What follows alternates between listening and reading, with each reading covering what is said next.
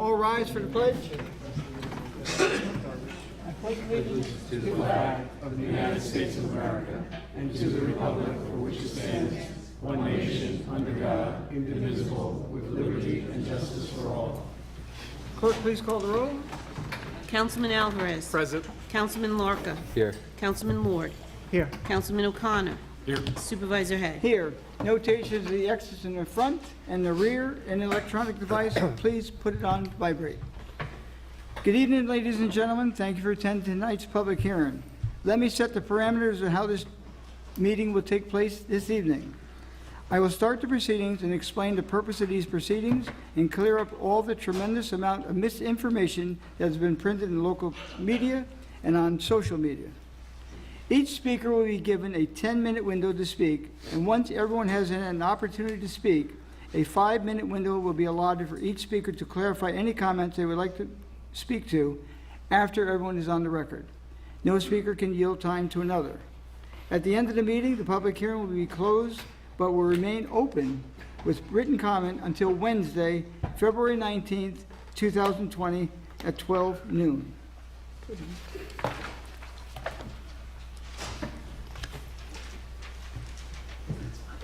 On this is what appeared in the local newspaper this past week. Alert. Town of Southeast residents. Is there a compelling public need to swap open space, Pugsley Road land, for a developer's parcel on Star Ridge Road? Southeast public officials are scheming to fast-track a swapping of open space land on Pugsley Road adopted by a 2007 resolution of the town board, the Open Space Committee, and supported by voters in the 2005 referendum, which approved $5 million for the preservation of open space. To preserve the rural character of this town and protect Tilly Foster Farm from the onslaught of development pressure, Southeast residents agreed to an increase in their taxes. Now those taxes are going to be used to benefit a developer who wants to build a sports complex on Pugsley Road, and let's make a deal, that was a TV show, by the way, scheme, swap his flat, barren, distant 100-acre land to fulfill the open space mandate. As a taxpayer, shouldn't you approve of this land swap? Is there a compelling need for a sports complex when developer Harold Lepler donated 15 acres not a mile away, and with the town having 6 parks with over 100 acres, the purpose of active recreation? If your answer is no, please attend the public hearing February 13th, Southeast Town Hall, 1360 Route 22 at 7 p.m. Don't let your tax dollars with the covenants of a public official be diverted and misused by developers. Scheming, not by this town, but by the article, which appears to be a well-calculated attempt to provide the public with misleading information. When residents approved the $5 million open space bond, did the town open space committee make the public aware that you were agreeing to pay back the equivalent of $370,000 a year mortgage payment for the next 20 years, a total of $7.4 million. That payback rate calculates out to 5% annually. However, the town is limited to a tax cap of only 2%. Fortunately, though, the town only borrowed $2.2 million, which cost the town $165,000 a year, $3.3 million over 20 years, which equates to 2.2%. The taxes you are paying are for an open space bond, regardless of its location, does not, nor will it ever benefit a developer as being told. Developers pay their own proportionate share of their taxes, just like you and I. Ms. Venezia claims that is a let's make a deal, and the town board are conniving public officials. Nothing could be further from the truth. And let me try to put this in perspective and to explain it to you as what is going on in layman's terms. To be able to even consider the transfer of a designated open space land, the town must first obtain permission from the New York State Legislature. To begin this process, the town must file a home rule request with the New York State Assembly and New York State Senate. What is a home rule request? In this case, the town of Southeast is requesting that the New York State Assembly and New York State Senate authorize the town to swap one parcel of land for another parcel of land that is either similar or, in this case, greater in size. Under the current proposal, the town would swap approximately 81 plus or minus acres located at 132 Pugsy Road for approximately 95 acres on Star Ridge Road. If approved by the New York State Legislature, the owner of the Star Ridge property would only receive a portion of the land on Pugsy Road, and the town will retain 72 acres. Good. Okay. Oh, I know what I forgot. I forgot my thing. No. You have it? Yeah. Now, the entire parcel on Pugsy Road is all the makeup of the colors. The green is the portion will be well, it's there, will be retained by the town. So green remains with the town. The orange color would go to the applicant, and the blue portion is the 10 acres that was cut off, and that's where the county owns that piece of property. Okay. Now, on the right-hand side, that's the Star Ridge property. That's the 94.9 acres of open space that the town wants to trade for the orange. Now, don't be compared by the size. It's not intentional. It's just the way we took a picture and put it up there. And if you see up in the right-hand corner, it says 7+ acres. That is a house that's currently on the property, which is being subdivided off. So the county property is 10 acres. The open space is 166.9 acres, an increase of 14 acres, and proposed private recreation would be the 81 acres. Go to the next one. This is the overall view currently without the subdivision. It's the entire parcel. Again, the entire green is all the open space, and the blue is the county's portion. Okay. Now, there's an easement right there that would, the yellow is an easement which the town would have to access that property from theirs. And there's a road in there going in. You really can't see it. It's right, kind of right in that area there. And that's what is the old Zimmer Road. It was cut off by 84, which is running across the top there. When 84 came in, that cut off the property, so Zimmer Road is on both sides of the road. Next one. Okay. So the remaining open space of the town remains in green. The reddish color is, again, the part that we be going to them. Okay. Now, this is the scene of, this is Pugsley Road, and this is the property that, is that Pugsley Road? Yeah. This area here is the swap. Go ahead. Again, the swap property. Again. Now, where you see the road goes here on the right-hand side, right up there is Zimmer Road. So what you see there is what the applicant would be obtaining from the town. Good. Now, there's some suggestion that this is not feasible because of environmental issues. You can see that we're 1 mile from the Brewster Hill, which is Tenetta Lake, and 1.2 miles from Bogbrook? Mm-hmm. From Bogbrook? Middle Branch. Middle Branch? Yeah. Okay, Bogbrook was the other one. From Middle Branch. So that's the distance from them. Now, when I show you the other site in a bit, you're going to see that it's equal. One is going to be, of course, Peach Lake, and then Bogbrook. Next. So let me show you what the county property looks like. This here is a county property, which is at the end of the road, and it was 10 acres. It was subdivided off. Okay.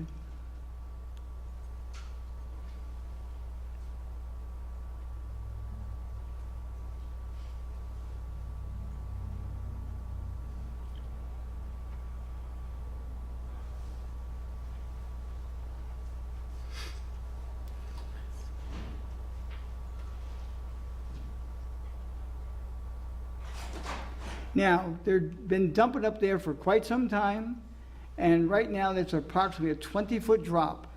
And that area, which I thought was pristine at one point in time, is no longer. Okay. This land swap would generate a net increase of open space land in the town of Southeast by 14 acres. So even though there's a swap, the town of Southeast will end up with more open space than it currently has. If the alienation request is denied, the project is dead. If the alienation is approved, the proposal to improve 81 acres on Pugsley Road as a baseball sports training facility will undergo the same rigorous site plan reviews by the county, town, federal, and state agencies as in this case with all projects that come before this town. There will be many more public hearings on many levels if it's approved by the state. And all we're doing this evening is having a public hearing. Next Thursday, there's a resolution that's going to come in front of this town board. It will either pass or fail and move up to Albany. And there's a lot of things that happen in Albany, which I'll be touching on shortly. If the alienation, it has been suggested the town should delay the home rule request to allow the alienation swap of these parcels. Delaying this alienation request would serve one purpose, and that would be to deny those that would like more recreational opportunities in the town of Southeast from having them. The New York State Legislature meets only from January to June of each year.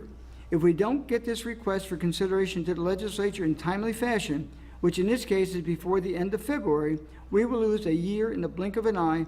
And just to ask a question.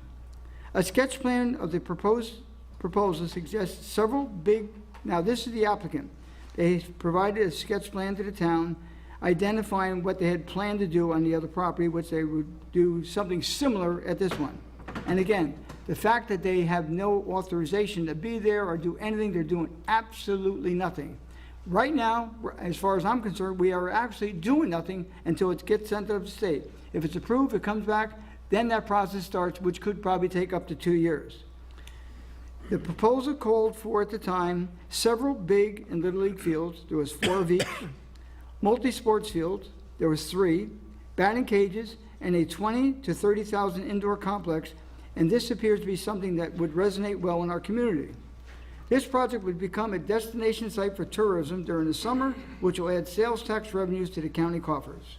There are a lot of kids out there, and you might even have 1 or 2 that have big dreams. I know I did as a kid, and this project has the potential to make some of those dreams come true. Let me provide you with some of my personal experience with home rule requests.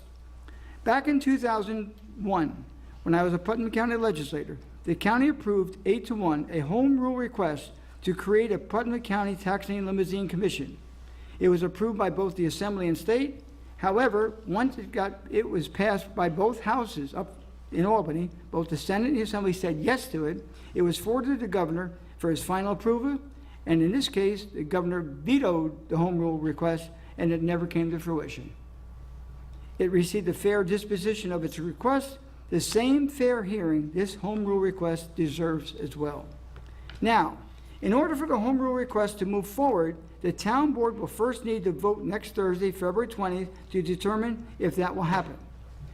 I know how he does. I believe I know how I am. I haven't talked to my other 2 colleagues, but that's what democracy is. Everyone will make a comment if they choose to, and you'll know where they stand. After our town board meeting on February 6, 2020, Ms. Finizzi was quite upset and adamant that a resolution had already been prepared. Yes, it was. However, that is the standard protocol. Any action taken by a town board, village board, Putnam County board requires either a motion or a resolution be prepared in advance for discussion and an eventual vote. It either passes or it fails. That's Robert's Rules of Order by which most municipalities are governed, and is how we govern our actions here every meeting. That's neither scheming nor conniving. The town board under my watch has been very transparent and inclusive when it comes to public input. Let me share with you some of my own personal experiences with open space issues. Back in 2002, when I was a Putnam County legislator, the county proposed purchasing 199 acres of land in the town of Southeast, Tilly Foster Farm. I don't quite recall the rationale used for the purchase at the time, but it was purchased for $3.9 million. It was approved by the Putnam County legislature by a 9-0 vote. Also, back in 2003, while I was a Putnam County legislator, the county proposed purchasing 376 acres of land in the town of Carmel. Rumor had it that the land was being considered for an airport, Rumor had it that the land, which consisted of an airport, farm, and golf course, was going to be sold to a developer to build condominiums. The price tag, $11.3 million. It was approved by the Putnam County Legislature by a 6-3 vote. After it was approved, an amendment was put forward, and 36 of those acres were leased back to the town of Cargill. For what purpose? Recreation. And it was there for 99 years. So the town of Southeast is not setting a precedent by mixing open space and recreational fields. Now let's move on to how and why we are here tonight. On December 7, 2004, the Town of Southeast Open Space Advisory Committee had its inaugural meeting. Then, after several meetings on February 22, 2006, the Open Space Committee similarly discussed what we are doing this evening.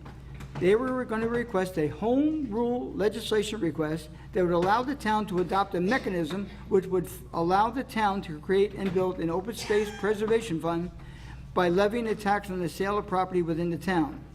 That home rule legislature never pursued, but it would have involved requesting a home rule legislation similar to what we're doing here this evening. Or actually, we're talking about this evening, and we'll vote next week. On August 2nd, 2006, the Open Space Advisory Committee forwarded language to the town board to put a $5 million bond resolution up for vote, which was subsequently approved by the residents on November 7th, 2006. That referendum authorized to borrow up to $5 million for the purpose of acquiring open space. What I really find ironic about the scheming and fast-tracking charges being leveled by a former member of that very Open Space Advisory Committee and town resident, Ms. Finizzi, is that on January 31, 2007, the Open Space Advisory Committee discussed that Trust for Public Land had an option that would expire by the end of March, and that several hurdles would have to be surmounted, i.e., publicity campaign, public notification in the media, public hearing, by no later than March 8th. They needed to take place within 36 days. However, here we are this evening with the very same challenges they faced, the only exception that we have 17 days to do it. It was okay for them to have done it, but not for us. What we are doing and the speed in which we are doing it is dictated by the New York State legislative process, which we must follow. So this is what the state says we have to do to move it forward, and that's exactly what we are doing. Another interesting fact that can be found in the minutes of the Open Space Advisory Committee held on March 28, 2007, there was some strong discontent of a member of the board who eventually resigned because of it. It stated in the minutes that the resolution adopted by the town board for the acquisition of the UJA property did not reflect the actual resolution adopted by the committee. I also could not find the actual vote, if there was one, taken by that Open Space Committee. However, on May 17, 2007, the town board by resolution authorized the purchase of the land of the United Jewish Appeal, UJA, for $2.2 million. Then on July 2007, 2 months after the town board resolved to purchase the UJA property, 6 of the Open Space Advisory Board members filled out an open space parcel evaluation. 4 of the 6 members indicated that Pugsley Road site had the potential for active recreation. Okay. Now, we're going to go back a bit to the proposed area for the swap. Now, this is Star Ridge Road. Now, you note up on the left-hand side, the top of the screen, this property fronts 2 scenic and historic sites, roads in the town of Southeast. You have to the left, Turk Hill, to the right, Star Ridge Road. That's the house that's being subdivided off in green. Blue. Green is the open space, blue is it. I'm colorblind tonight, sorry. Okay, go to the next one. Now, in order to access that property, you'll note at the bottom down here, there's a road kind of going in there now, and there's an area where people can get off the road and do it. I don't see the same thing up on Pugsley Road. Could it be done? Yes, it can, but this is already there. Now, this here shows the house that will be subdivided off that allows the town to get the parcel they're going to obtain. 1,000 feet of road frontage off Star Ridge Road. Same 1,000 feet going the other way. Now, you know, I know we can go back, but the bottom line, we're 1 mile, no, we're 1 mile from the East Branch Reservoir, 1 mile, and only half a mile from Peach Lake. These numbers are less than the other one, so I think the environmental impact is better on this site than even the other site. Now, the other one has maybe more wetlands, but the distance from these branches of roads and rivers and streams and reservoir in this case, and the lake is substantial. Okay. Okay, hold on.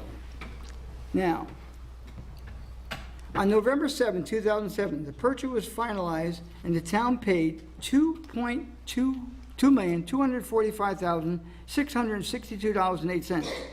This, by the way, leads to yet another ironic situation. In a February 10, 2020 letter from James Bryan Bacon, Esquire, state that the Pugsley Road property is twice as valuable as the proposed Star Ridge property. So I went back to the town assessor's office and pulled the value of the Pugsley Road property in 2007.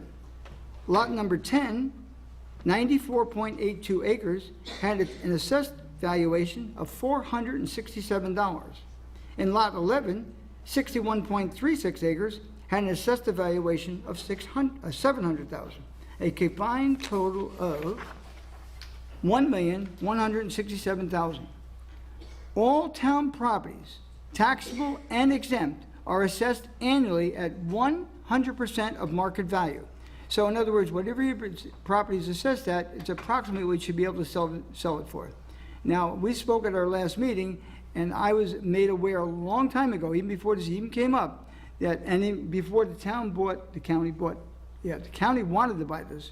The legislature said no to the county executive at the time because, one, we already bought the farm and we already purchased the golf course, so he had already spent a lot of money. He wanted this bad. And bottom line, the legislature said no, enough is enough. I mean, look, we all want open space. As much as I might get blamed, you don't like open space, you don't want, that's not true. But there's a way to do it. And the county spent tons of money. We said no more. He came to the town southeast, and they bought it. So, how did a parcel sell for twice its assessed valuation, $2.2 million back in 2007? By the way, based on 2019 assessed valuations, lot number 10's current valuation is $789,000, and the other lot number 11 is $313,000, a total of $1.2 million.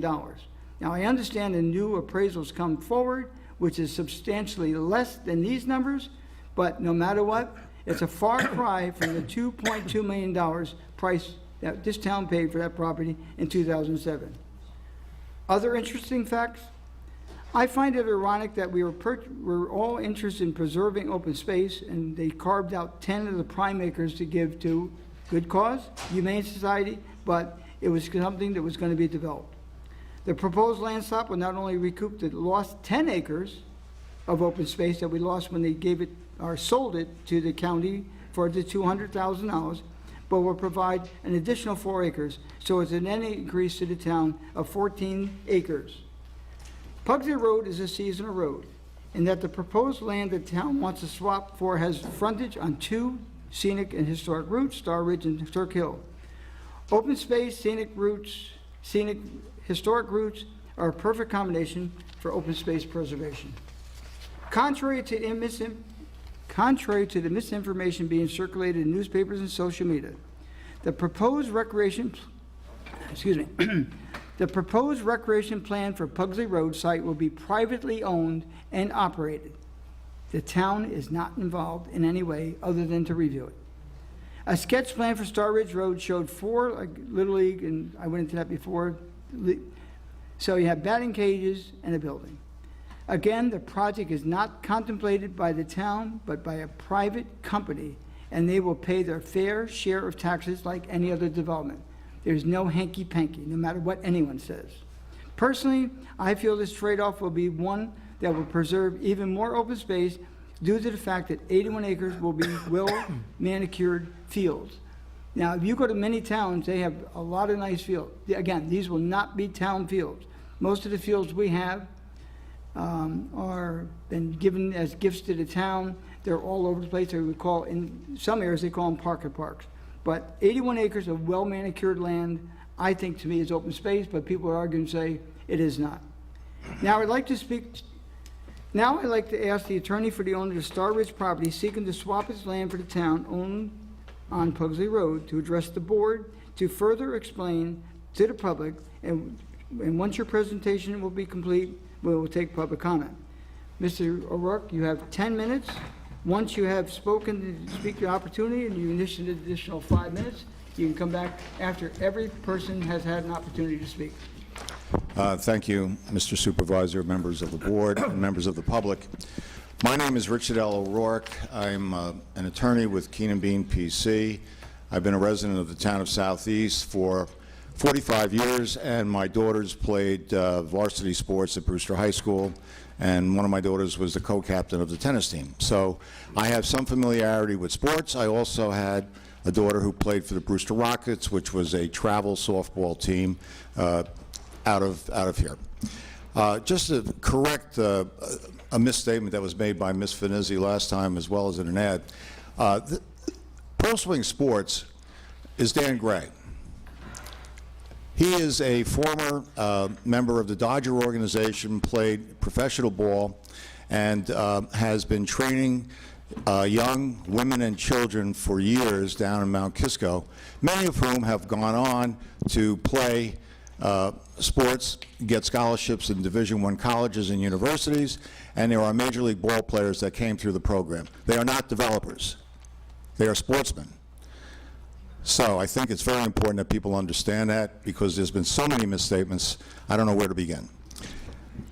What pro sports... I'm getting a little feedback on the system here. Can you back off the mic? Sure, certainly. Oh, don't apologize. I think it was the distance to the microphone. No, don't speak right into the mic. Give it about a foot, at least. I have a loud voice, I apologize. I know. All right, so, forgive me, I'm sorry.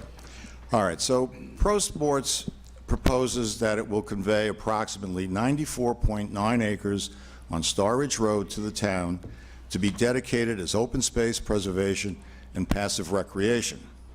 The Star Ridge property being on a designated scenic and historic route in a residential area, it makes sense for preserving the land for passive recreation such as walking and hiking trails. In return, the town would convey approximately 81.7 acres of land on Pugsley Road to Pro Swing, leaving the town with ownership of approximately 71.7 acres as open space on Pugsley Road. Therefore, there would be open space on Pugsley Road, there would be open space on Star Ridge Road.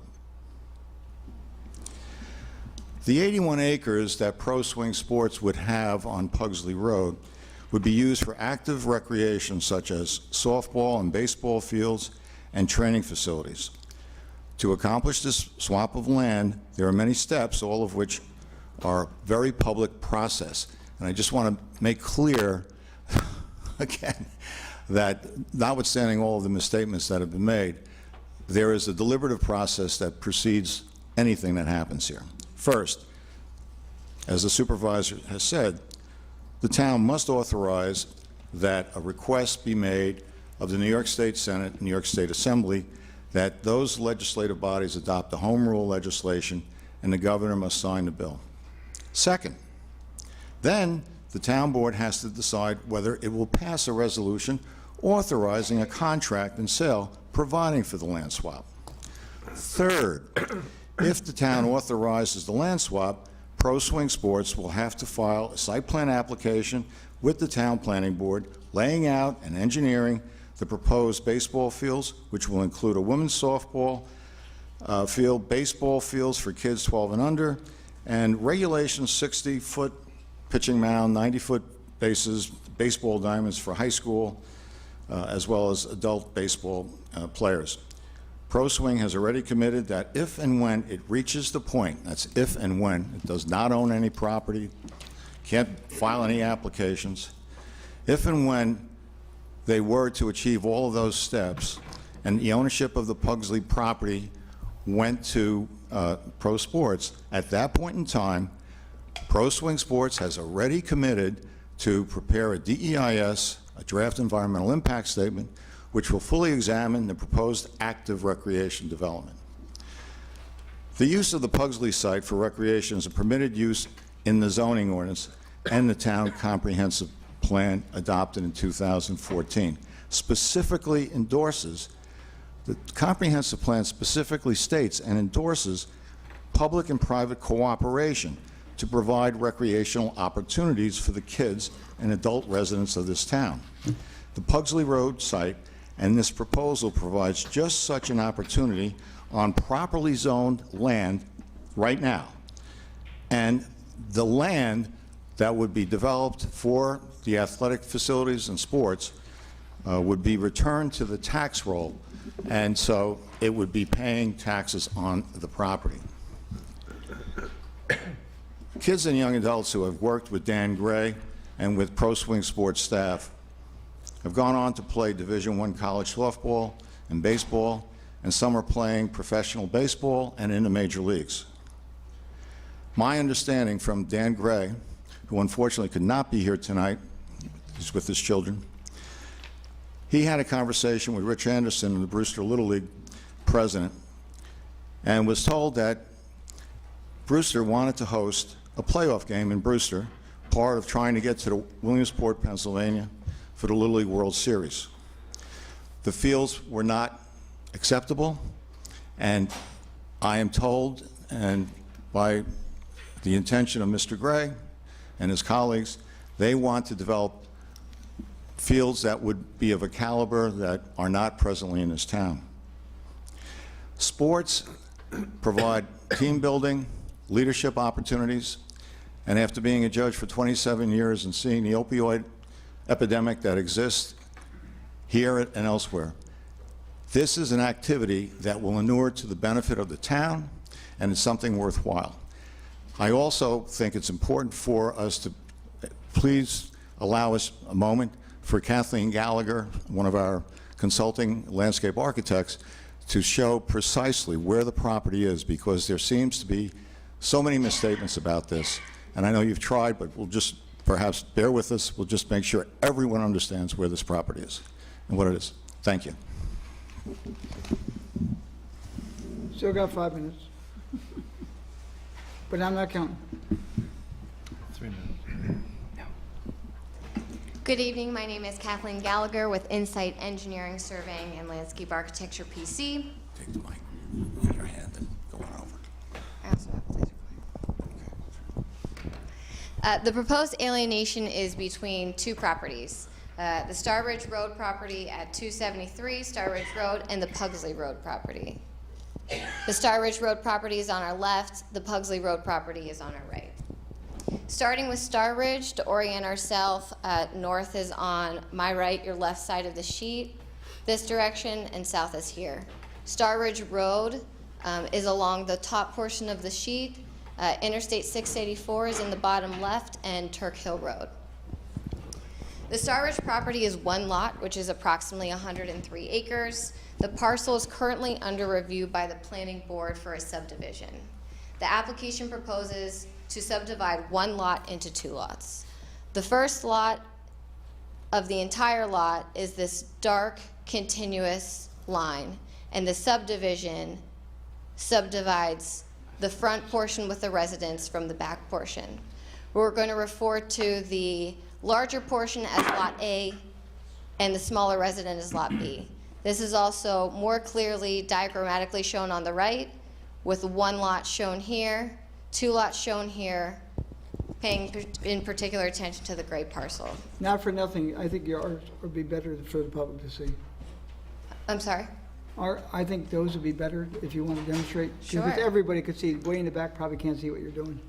Does I it don't work think that- my laser pointer goes to there, but, I'll track along. oh, Yeah. wonderful. So the front parcel is the blue area, and the back parcel, which is the green area. So Lot B is the front parcel, Lot A is the back parcel, as shown on the final subdivision, which is currently under review at the Planning Board. Lot A is approximately 95 acres, Lot B is approximately 8 acres. Lot B, the smaller lot, as mentioned before, is the lot with the residence. Once the residence is subdivided out, the remaining lot, Lot B, is the area proposed to be part of the alienation. The lot incorporates a large forested area throughout the center of the site, which is located on a sloping hill. At the bottom of that hill is a New York State DEC-regulated wetland and town-regulated wetland, which is on the west side of the property to the left. 2 minutes. Pugsley Road, which is on this right portion, I'm going to talk about 4 areas, and this is in some of the documentation that people have seen, and there's been some confusion about the different tax parcels, but there's really 4 areas that's of interest here. Area 1 is the area to the left, which is 160 Pugsley Road. That's tax parcel which you've heard people reference to as 10. Area 2 is to the right, which is 132 Pugsley Road. That tax parcel is what people refer to as 11. And then there are 2 smaller parcels right in the middle of the intersection where Pugsley and Fields Corner intersect with each other. And there are 2 small areas in that place, which is part of the legal deed that is currently on file for this property. The reason that that was included in the original deed when the land was transferred is because the logistic project potentially is going to straighten out Pugsley Road, and when that happens, those 2 smaller areas will then merge into the larger areas on either side, and that's on a separate tax parcel, which is 4515.3, which is where some of the confusion was. The Pugsley property is separated by an easement in favor of the county down the middle. The majority of the site is forested with a town-regulated ridgeline protection area to the northeast, so on the left or up-hand corner of the property, and town and DEC-regulated wetlands, as well as DEP and town-regulated watercourses, which are on the right side of the property on the south side. The ridgeline area is about 27 acres, and the wetland area is about 45 acres, and those 2 areas is what is potentially going to remain parkland, which is the area shown in green. That leaves the area of alienation shown in the orange as the 81 acres that people have been mentioning. So the the 2 areas that are proposed as part of the alienation is the 95 acres, this large parcel on Star Ridge, and the 81 acres, which is the center and orange parcel shown on the property on the graphic in front of us. Thank you. Again, once everyone had an opportunity to speak, if you need to come back for additional 5 minutes, you'll be granted. Thank you. Public comment? Yes. When you come up, just state your name, please.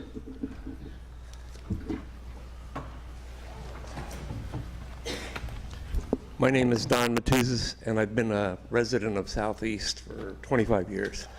And I remember when we bought the original parcel on Pugsley Road, I thought there should have been a state investigation, because why in the world would somebody buy open space land right along a major highway?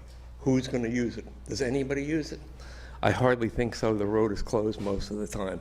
So what we're going to do now is we are going to take the best part of that parcel, which is away from the highway, and trade it for a swamp, mostly on Star Ridge Road, because if you look at this lower area down here, this is almost all wetlands.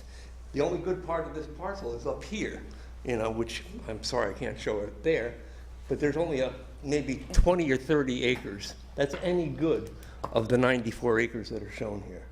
I think we're jumping from the frying pan into the fire on an even swap with something like this. The soils, Insight will probably be able to tell you, on Star Ridge Road are all clay. They don't perk. So you look at $100,000 septic systems. So how much subdivision value is there? The property recently sold for $1.2 million. We're going to trade a house that's 8,000 square feet, which is the bulk of the value of that property. So we're getting $300,000 worth of property for something we paid $2 million for. I think we got to really look closely at this deal. Thank you.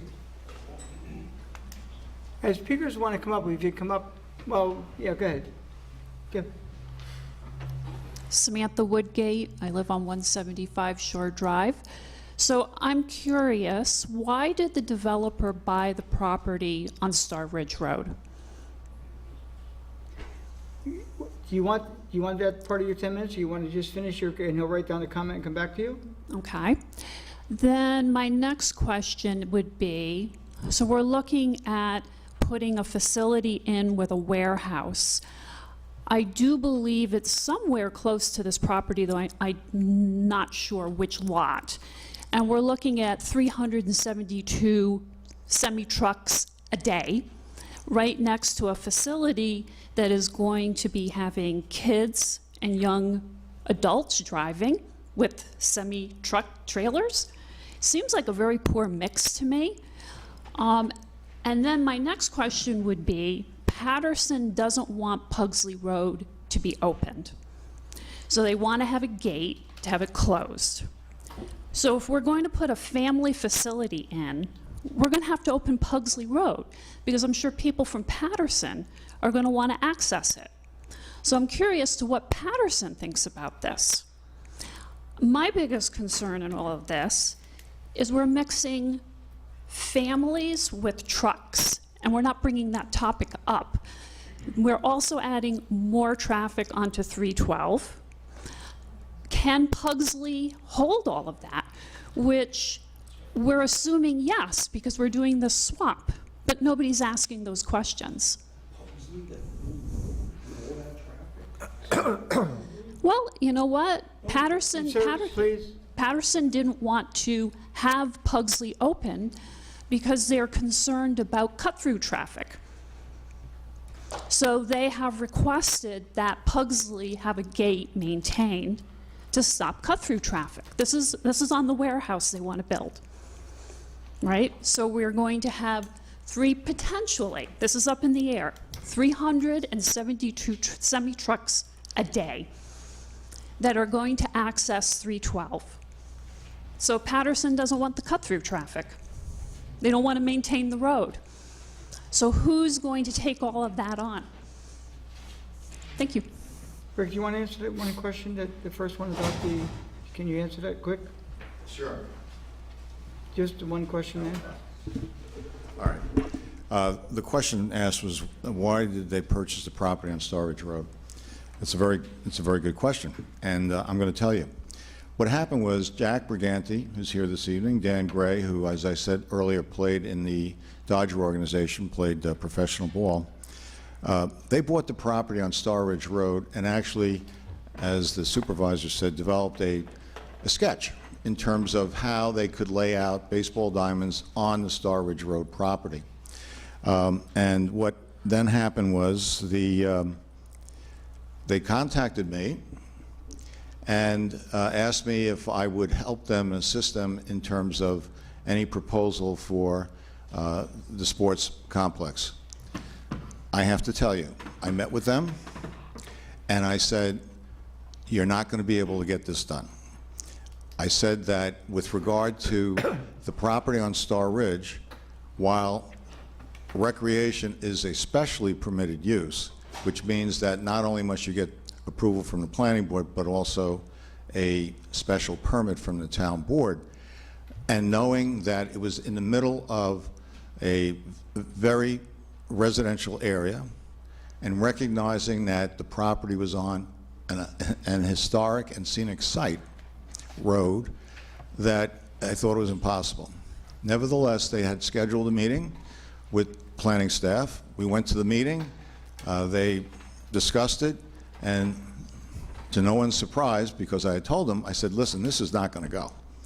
I just have to tell you, it's just not going to work. Star Ridge is not the place. A discussion ensued about, well, where could we do a complex like this? Where is this property, where is their property zoned where a complex like this could be a principal permitted use? We looked at the zoning ordinance of the town of Southeast, and the property that is zoned rural commercial has as a permitted use as of right recreation. Recreation is defined in the zoning ordinance, and precisely what they were proposing is a principal permitted use as of right under zoning. A discussion ensued, looked at where the properties were that were zoned rural commercial. One of the properties was on Pugsley Road. We took a look at the property, examined it, realized that there are no walking trails. The property borders I-84. The property is on Pugsley Road. It has not been developed. We recognize that the town is paying debt maintenance of $166,000 a year on this property. And the thought process was, well, you know what? It's zoned for rural commercial, and there is a segment and a portion of it that could be developed for the complex. 1 minute. And with that, that's how we went from Star Ridge Road to Pugsley Road. And it made sense. We discussed it, as I said, at a planning staff meeting. And with that, the thought process occurred, let's try to see if we could do an alienation of the property. That's how we got there. There was another question that was asked, but I'll wait. You don't want me to respond to it, but I'll wait. You got about 30 seconds. You want to finish your time? Come up to the mic. Can you come up so they can hear you as well? You know, I wish we would refrain from saying a developer. I just told you that these people are not real estate developers. They're athletic people. I'm wondering if the property owner bought the property and then came to you and wanted a solution to this problem?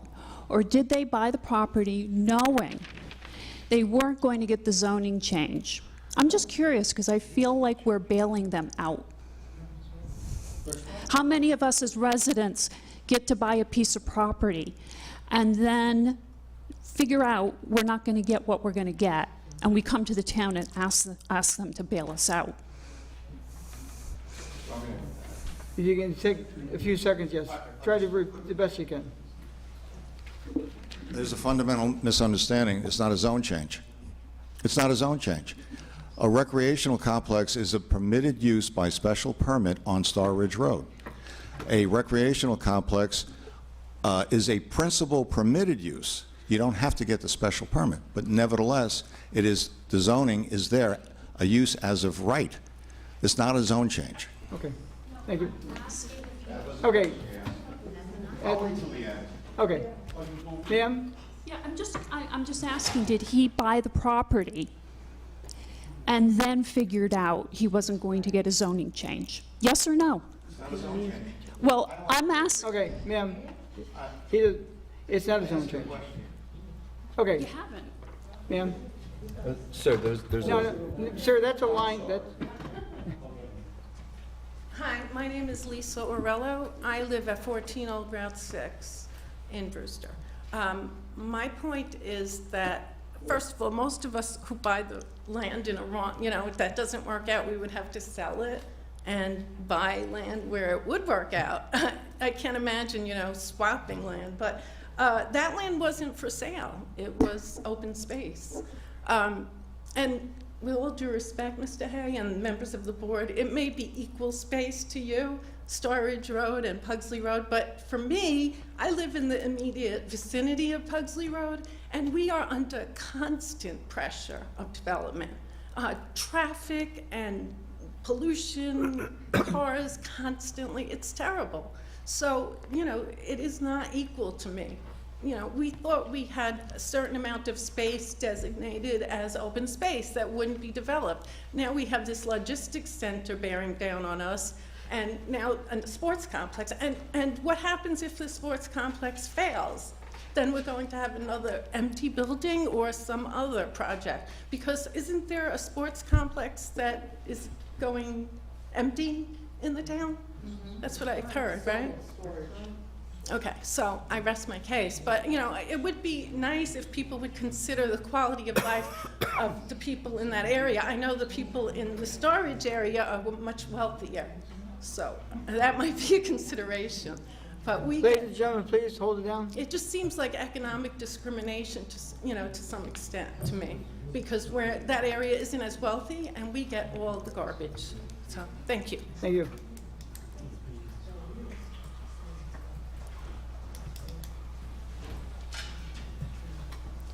My name is Alex Mazzata, lifelong Town of Southeast resident, lifelong baseball fan, and I'm now a father. This is my son Gaetano. I coach him in Brewster Little League. His friend Ryan is in the background over there. I coach him as well. And I gotta say that coaching baseball is by far the most gratifying part of most of my days in the season, just to be able to spend time with these kids and know that they're in an element where they get to enjoy fresh air, camaraderie, team building, all that stuff. That is, it's hard to do today in today's day and age with competing technologies and keeping children's attentions, and we all know how difficult it is today and how much harder it is to raise kids. So when I heard about this concept and this idea of bringing this to our community and having the potential for, you know, our children or any children, it doesn't even have to be the town of Southeast Children's, to have this opportunity, this haven to go to, right, an escape, I thought it was tremendous. So I know there's a lot of back and forth about, you know, wheeling and dealing and all that, but the essence of it really is providing children, such as my son, such as any of your daughters, sons out there, giving them an outlet and just letting them escape somewhere. We're not talking about development, we're not talking about big box stores, we're not talking about all those things here. We're just simply talking about providing you know, a space for these kids just to have fun, be children until they grow up, and then they end up in debates like this when they're grown up. So that's all I have to say. Thank you. Thanks.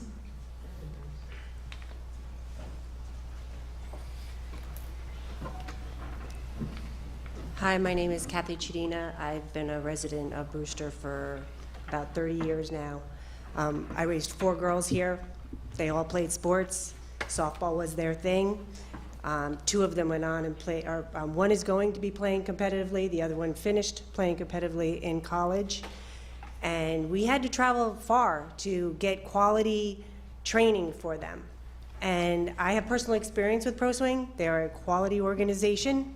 I've also dealt with Frozen Ropes and some of the other ones, and to have a place like this come to Brewster is huge. It really is. It will bring it will enhance the kids' level of play.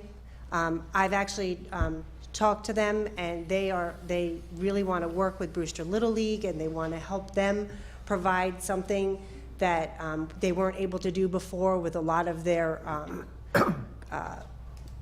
like World Series type games and things like that, and I think that is a fabulous thing. I mean, we all want the best for our kids. I wish I had that when they were growing up.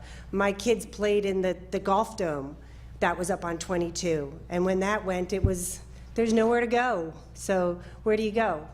You know, you have to travel far. We were traveling up to Queensbury to play in a dome. You know, to be able to have those fields is just, I think it's a win-win for everybody. You know, that's just my opinion, but 4 kids going through this school, me living here, I played sports my whole life. My kids played on the Brewster Rockets also.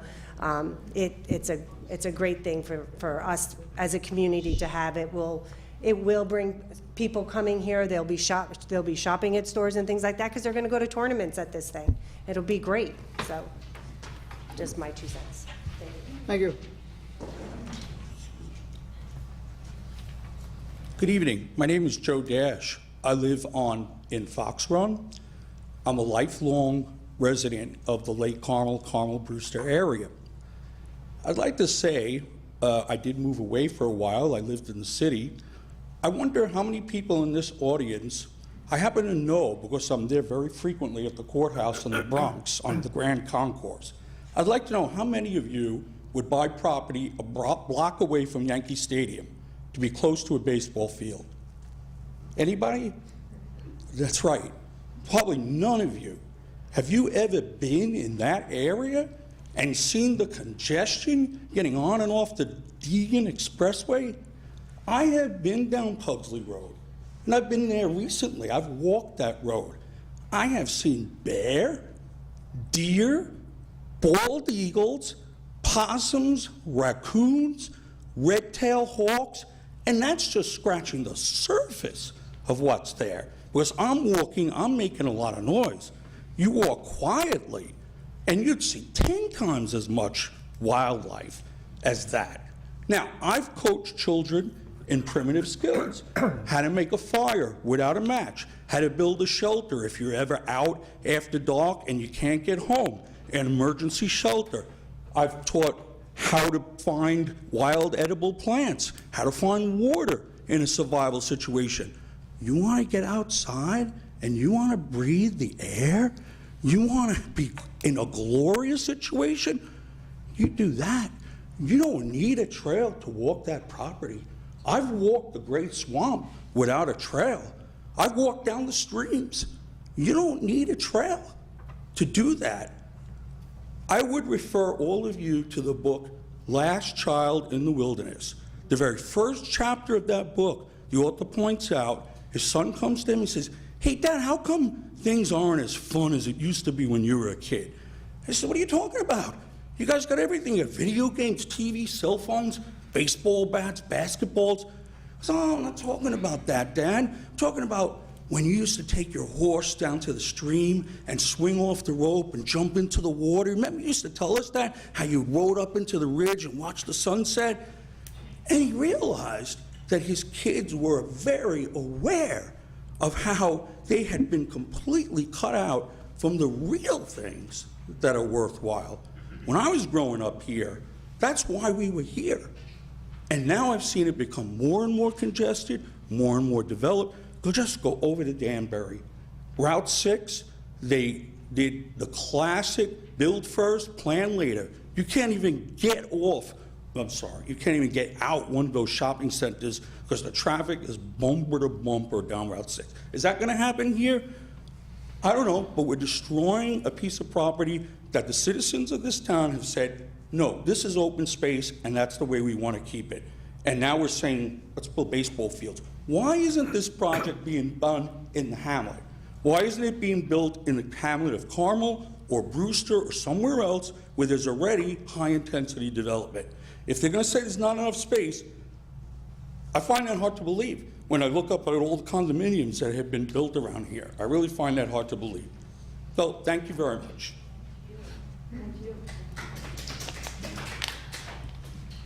Hi, Alicia Russo. I'm at 102 Fields Corner Road, and I just want to clarify where the attorney said there's no walking trails back there. There is. They're not manicured, but there is walking trails. And one of the reasons I moved up here from White Plains myself was because it was rural. It was a warm environment. And we're talking about baseball, which, coming from White Plains, my whole family played baseball. But why are we discriminating against the other sports? The hunters go back there, there's ATV riders, there's sometimes even horses. And when you talk about the animals, yes, there's bears, there's deer, there's turkey, there's lynx, and they're beautiful to see. You don't bother them, they don't bother you, but it's gorgeous to see along the trails. And yes, there are kids that do go back there and build forts. My son and his friends being one of them. They did enjoy playing in the woods and enjoying the trails and walking the dogs. So there is a lot of that back there, and I'm sad that we're ignoring the other sports that are available and that are being used in that space. The other question I actually have is too, there's historical walls back there from the Burdick Farms, some 200 years old. I thought those were supposed to be preserved, the stone walls. I'm not sure what the law is on that or what the code is on that, but there's a ton of them back there. And you talk about the golf dome, the young lady, and the Brewster Sports Complex. Those all failed. Brewster Sports was sold for storage, which I guess would be great with the warehouses going in. They would certainly complement one another. I understand you're doing the fields. I'm very, very familiar with Pro Swing. I actually have worked with you guys. You have a very respectable facility, but respectable doesn't go a long way when there's not the demand for what the product is. So I'm extremely concerned, and I'm extremely concerned with the setup for obvious reasons. That's it. The gentleman with the hat, you're going to have to wait a bit because we have to go through the entire public hearing, and you come back up again? No, I just wanted I didn't want him to stand there. He'll get a turn again in a bit. Well, I know, but we set the rules to begin with. You get 10 minutes, and then you come back for 5 if you'd like. I'm new at this. Not a problem. Let me start by saying to you. Come a little bit also- closer to the mic. I'm sorry? Come a little closer to the mic, but Okay. Is the that mic. better? No, the mic. All right, I Yes. just didn't want to overtake it. My name is Barbara Mundy. I live at 802 Chestnut Drive. I'm in Hunters Glen. Let me say, I have nothing against baseball. My sons played baseball. They loved it. But I do have a question about your company, and perhaps you could help me. This plan that you're proposing. Ma'am, you have to talk into the mic a little bit because people I'm hear. doing the best I can. It's my first time. Okay, so- no, I'm just okay. trying to. Do you want me to move it? Is that better? Is that? Yeah. Okay. You want thank everyone to hear you. Okay. So my question is, for the proposal, we're talking about open space. We're talking about children being able to come and play. But my experience with my sons in playing ball, there's usually a fee for this. So you go, you have like a coach, someone works with you, they analyze you, they measure your ability to throw, your speed, they help you. So this isn't something for the average person, necessarily. It takes money. I know I paid it. So I'm not, so let's start there. It's not just an open area where people are going to come and frolic. There's a cost to this, to be able to have your child coached. And it's not inexpensive. And it is business. It's not just a type of philanthropy. So I think we need to get that out there. The second thing that I'd like to say is, if we're talking about children and we're worried about children, why in God's name would we mix a sports complex, open air, with a logistics center? It doesn't make any sense to me. And I'm new here. And I came here because I thought it was beautiful and open and gorgeous. And now, in a year and a half, my life is upended by this. But that's not a problem. That's a risk I took and I live with, just like you took a risk when you bought that land. I'm living with that risk. You need to live with yours. I don't need to have it magnified. So that's my third point. Regarding, just to step back a little bit further to the logistics center, I just recently made it up to Fishkill. As I said, I'm new here. I don't know, I've been exploring areas. I was amazed in Fishkill, they have a logistics center. Who knew? But yet, and maybe I'm not quoting the exact point because again, I'm new. I'm sorry if it's ignorance. And what a great thing. They stuck it in a commercial area.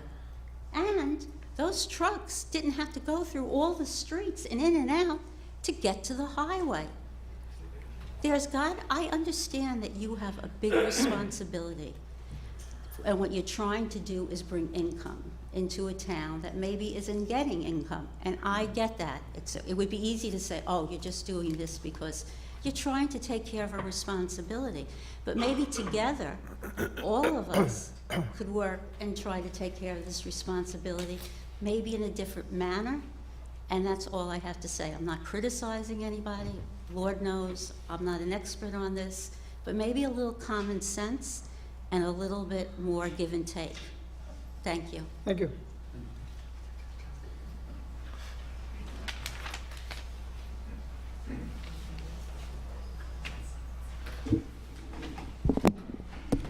Good evening. My name is Ann Finizzi, and I want to thank the residents of this community for coming out to a hastily announced public hearing.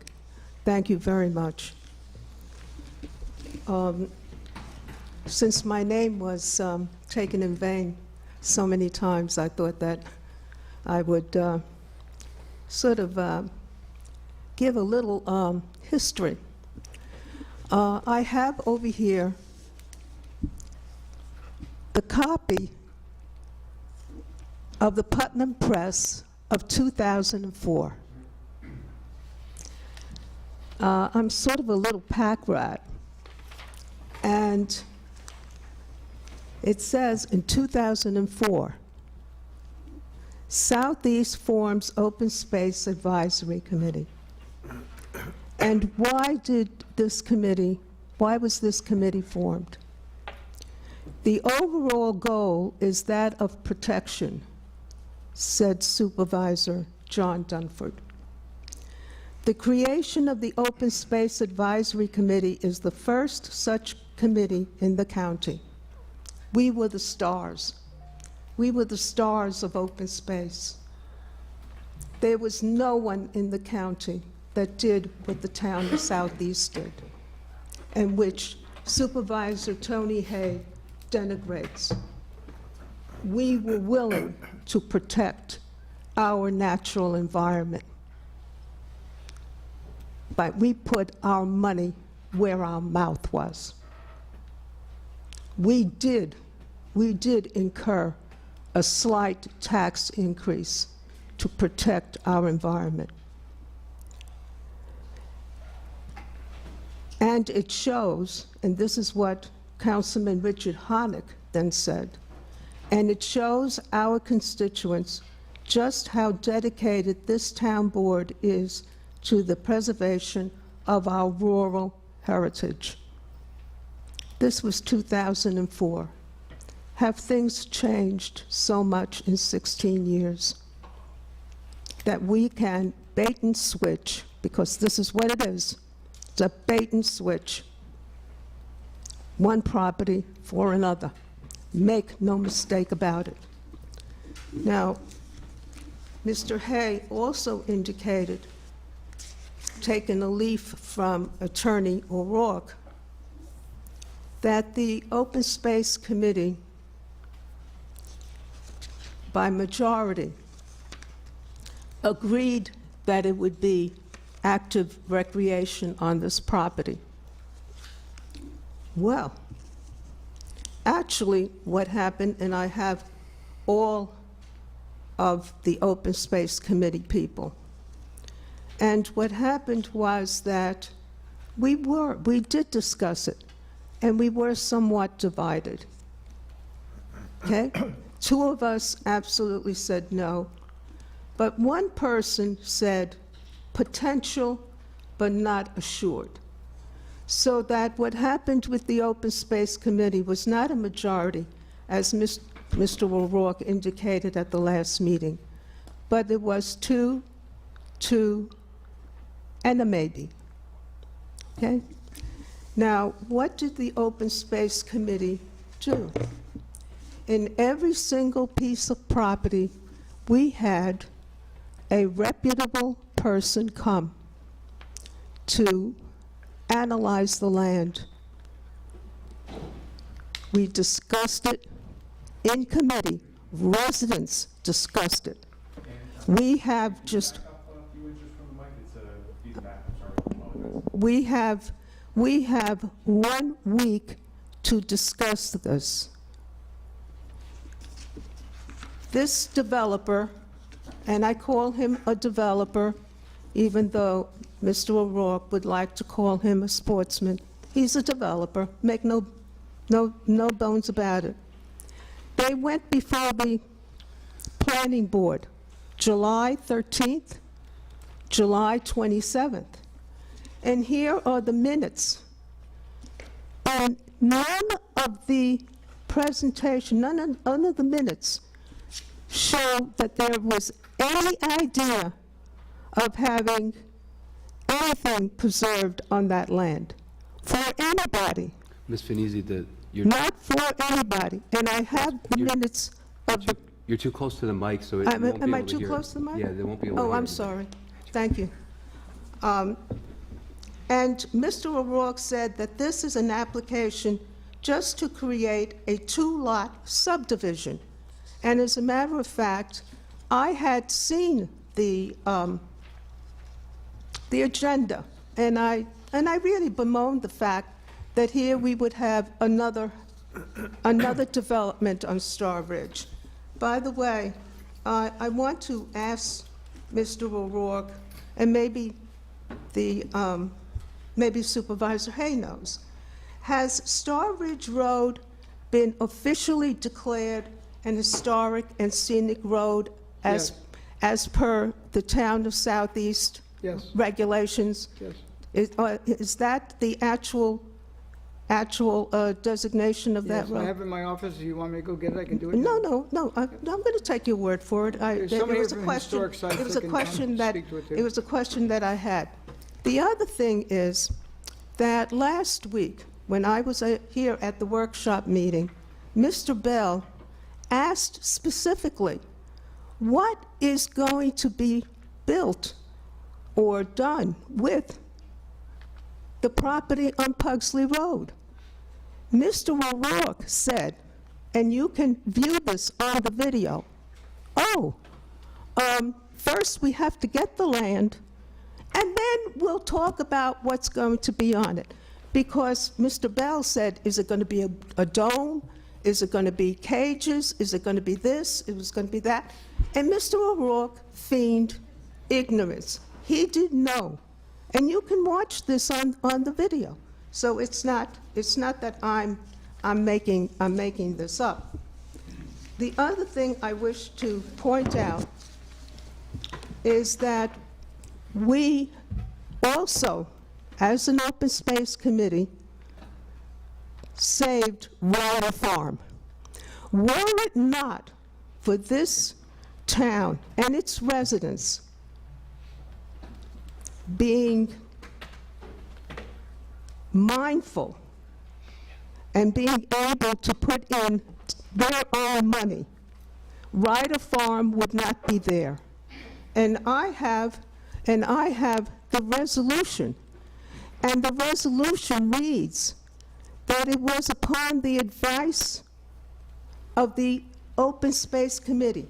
In other words, the town at that particular time, and look how different things are, valued the opinion of the residents. 2 minutes. They valued the opinion of the residents, not only for Ryder Farm, and we used, by the way, $325,000 of that money. Additionally, we used $5,000 to engage a biodiversity expert, Michael Clemens, to come and appraise the property that we were looking at, which at that time was Haynes Pond. So that money was well used, and we did not make any decision unless we had evidence behind us. Now, I want to know who appraised environmentally that property on Star Ridge. Who did that? What group of residents got together and said, wow, you know what? 1 minute. Excuse me, I want to finish my sentence. I'm just telling you, you got 1 minute. And didn't you give Ms. Gallagher, who did you give, 5 minutes more? No. No? Yes, you did. No, ma'am. Yes, you did. Anyway, so no one has gone on that property and appraised it in terms of its environmental value, in terms of its value for active or passive recreation. The developer now says, tonight, a public hearing, all of this should have been discussed in November, December, January, so that the residents of this town could absorb the information that has been given.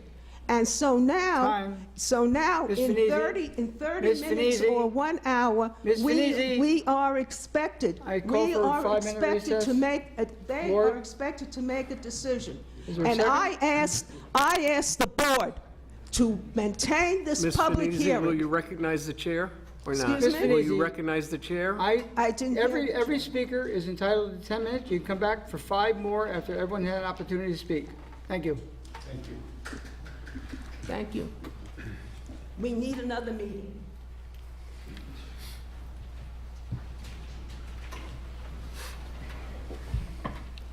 My name is Craig Cole. I live on Star Ridge Road. I think I'm the only one who's spoken about that area. I don't know if Sorry, you'd Craig, like, can you pick the mic up a little bit? I don't know if you'd like to put that map back up. Storage.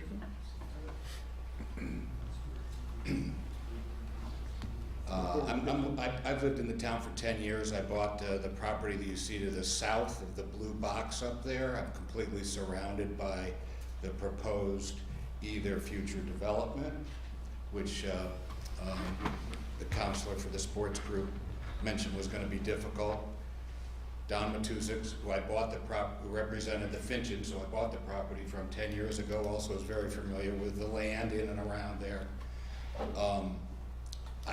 I'm just coming from a standpoint of Star Ridge. I haven't lived here long enough. I don't know what the impact over on Pugsley Road is. I don't know. I'm certainly sensitive to that. Haven't been involved in homeowners associations in the former town I lived in. So I'm interested in that and interested in learning it, whether it's a proper swap. It seems to me the zoning on Star Ridge versus the zoning over on Pugsley are totally different, and so I commend the board in at least trying to do something that would make sense from a zoning standpoint and maybe a financial benefit to the town. But I don't understand the impact over on Pugsley, so I'm not going to speak to that. I will speak to Star Ridge. That property behind there I'm very familiar with because the former owner was a friend of mine, and we used to walk the property a lot. Don is correct. There's some wetlands back there on the west side, but there's also all along Star Ridge and then back in where you're not into the wetlands, there's some beautiful walking trails. It would make a wonderful open space. Personally, that would benefit me. I'm not going to stand here and tell you it wouldn't. I'd love to be surrounded by open space. Who wouldn't be? I have been surrounded by open space for the last 10 years because that land with the slope, with the wetlands, and being on a historic road, which it is historic, I can attest to that because, as Don will tell you, I had to go in front of the Architectural Review Committee about 2 days before I bought the property when I was told all of a sudden at the last moment that it was a historic house and it was a historic road. So I had to present wood and rocks to show how I was going to renovate a 100-year-old built home that was falling apart. I can't imagine a sports facility going in there. I don't know how they'd show up in front of the Architectural Review Board because some of those boards were pretty tough that we had to go in front of to renovate the Finchon property. So the last thing I would just like to say is I don't know whether this is the right swap. First, upon hearing it, I thought it made a lot of sense. I'm learning more about it now, but that land there is not suitable for major development. It would be very suitable for open space. The southern part of that green area that you see, as was described by the board, connects right to a road that goes right down into the Finchon Preserve. The people that donated all that land down through there, the Peach Lake Reserve, so it all would connect into one of the largest, I would believe, open space areas in the county. I know that because I had discussions with the Westchester and the Land Trust about doing this very same thing when the house was for sale a couple of years ago.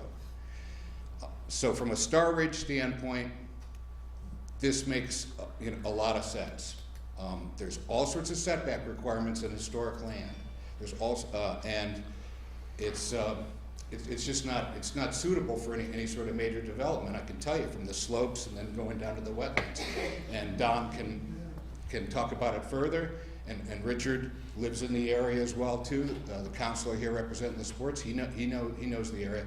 So I'm speaking to that. Whether this is the right swap, I can't speak to the other land, but the development of that land would be very difficult and would not be in nature of a historic road, one of the few that we have that's been around for hundreds of years, and any sort of major development there, would destroy the bucolic nature of that area as well too.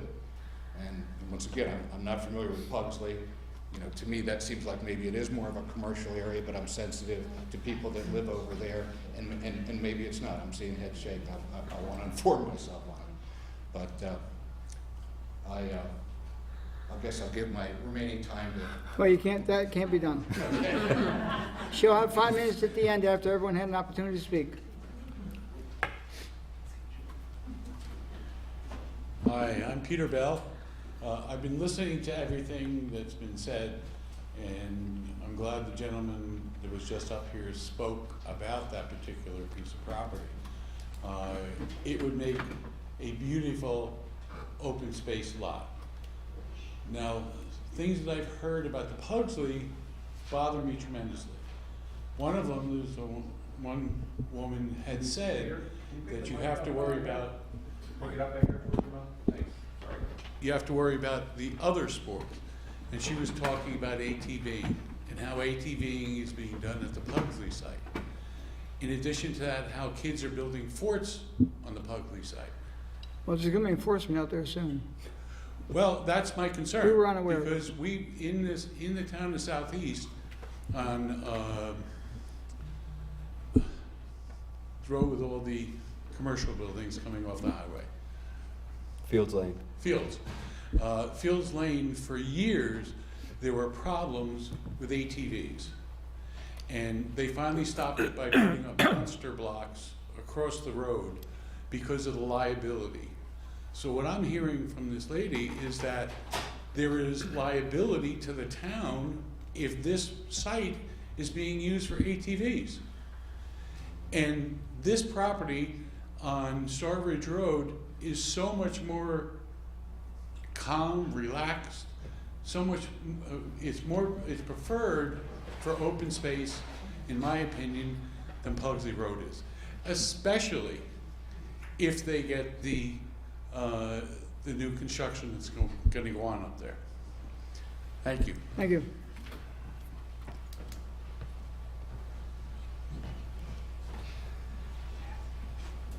Hello. Hi, my name is Deborah Dillon. I've been a resident of Hunters Glen for the past 10 years and a resident of Putnam County since 1990. I learned only this afternoon about this proposed swap, so I can't say I had a great deal of time to read what was on the town's website concerning it. But what I did see were some documents that talked about a zoning change for the type of zoning that this parcel would fall into on Pugsley Road, to permit additional uses such as a shooting range.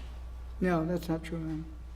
That was part of it was one of the schedules to what was submitted with respect to this property. So there is no proposed zoning, change to the zoning law for the... There is, but not for this, it's in general. This is not what this proposal is calling for. No, I understand that. The town is proposing something, yes, but not, it has nothing to do with the site. But it's for an RC parcel, which would be the parcel on Pugsley Road, isn't that right? It could be, but that's not what this was about. Well, it's currently zoned as an RC parcel, I Yes. believe. And the change that I saw proposed to the law would be to permit certain uses of that type of parcel, like the one on Pugsley Road, that would include things like go-kart tracks and open outside shooting ranges. So if the change in the zoning law were permitted, this parcel on Pugsley Road would be permitted to have those sorts of uses? Okay, if you, I take 1 second of your time. If we were to, I would never consider that, ever. I would not have any interest in ever doing that. I wouldn't be supporting what's being proposed if that were to happen. Okay. But could it happen? Not with this particular parcel, because if we're doing it, it is for this sports complex and nothing more, and there's no shooting range involved. Okay. Thank you. Thank you.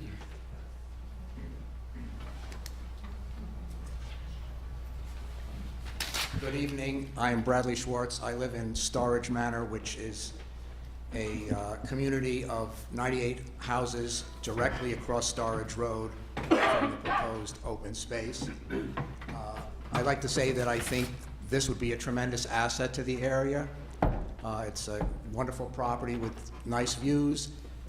However, I have serious concerns about whether this land swap is in the best interest of the town. It would certainly benefit me, but I question whether it would benefit the town. One thing I would like to point out is that in some of the written statements, it says that this is in proximity to land owned by the Putnam County Land Trust, and people should be aware that there is no access to the Land Trust property off of Seven Oaks Lane, which is the road that is directly opposite the proposed open space. The Land Trust does not own property on Seven Oaks Lane. So in order to access that property, you would probably have to drive to Cobb Road and park there. Secondly, you cannot park a car on Star-Ridge Road. So if a person wanted to use this property for passive recreation, go on a hike or whatever, there is no place for them to park there. So to think that this is going to be accessible to the public, if it's going to be accessible to the public, the town would have to install some type of a small parking area for people to access that property. And I'd like to note that there have been no improvements whatsoever that I'm aware of on the Pugsley Road property. If you go out there, there are no signs indicating where private property ends and the public open space is. You could just go off into the woods on a hike and be on someone's private property or on the public land. So those are considerations that have to be taken if this is going to be made into an open space. The other thing I'd like to say is that there is a large, as we talked about, there's a large tract of land in that area owned by Putnam County Land Trust, and also the Ryder Farm was mentioned. These are essentially open spaces which are an asset to that part of town. Finally, I think just in summary, the key question is this: are the 95 acres on Star Ridge Road that are proposed for the swap of equal or greater value as open space than the 82 acres that we're considering swapping on the Pugsley Road property? And it's been pointed out, what are the potential developments on both of these pieces of property? You have the Pugsley Road property, which is obviously in a commercial area, which could be heavily developed, but the Star Ridge property has been pointed out is not a piece of property that can be heavily developed. So in a case where that were developed, I question what would really go in there. A number of houses, perhaps, whatever, and it would probably most likely remain mostly open space anyway. So I really question, in terms of a land swap, whether the town is gaining anything in open space or perhaps losing open space by doing this. And finally, I would just like to ask the question, which doesn't have to can be answered later: is ProSwing, or has the ProSwing company considered just purchasing another piece of property on the open market? It just seems odd to me that they would go to the town and consider a land swap in this regard. Thank you. Thank you.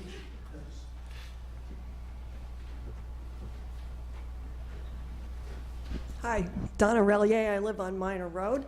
I wasn't here last week, so I apologize. I missed probably some of the discussion about, maybe you didn't discuss how much of a facility this is going to be. Are there going to be like lights and things so that this will be open at night? Did you talk about that last week? No, Donna, what the problem with this is, they don't own the property unless, once they go to the state, if the only issue goes through, the state says yes, then it will go through a full environmental review, and they will propose a plan. If they spent money now, they'd be wasting their money because they don't know what's even going to go through. Okay. It's a proposal. So we don't know. No, we have nothing. They had a proposal for the site that they're on Star Ridge, which had certain aspects of it, but what they proposed there, the terrain may not be the same, so it may change. Okay. But they have, right now, they can't put a proposal together for the Pugsley Road property because they don't own it, and they might be wasting their time. Okay. The logistics, I don't know where that project stands. Is the assumption going to be made that that road will be paved by the town? No, the road will be paved by the developer in this case, and not the one we're speaking of, but the developer of Interstate Logistics. Okay, because I'm assuming that will have to be done and then maintained, because with all those trucks, I can imagine every year that road is going to be an issue. I guess I'm way ahead of the game here. My concern is living off of 312. The traffic, ever since we got Home Depot and all those businesses, has become horrendous. I live right there on the bad curve. The trucks that come through there now are just beyond belief. once that trucking facility opens up, I expect that'll get worse, even though people say they're going to get right back on the highway. I don't think that's going to happen. And now my other concern is if you put in something like this, how much more traffic is going to come across that road when all these families are looking for McDonald's and Burger King, and, you know, so I'm a little concerned about how much more traffic we're going to throw on that road, but I understand at this point you can't really discuss that. I will say, as far as Pugsley Road, I joined the Open Space Committee after that was purchased, and we did not buy any more property, obviously, after that. A few of us had gotten together and went to the property to see if we could get some walking trails for people and stuff. I found it impossible to even get in and out of there. I personally don't think it lends itself to walking trails and things without a big expense by the town to provide that.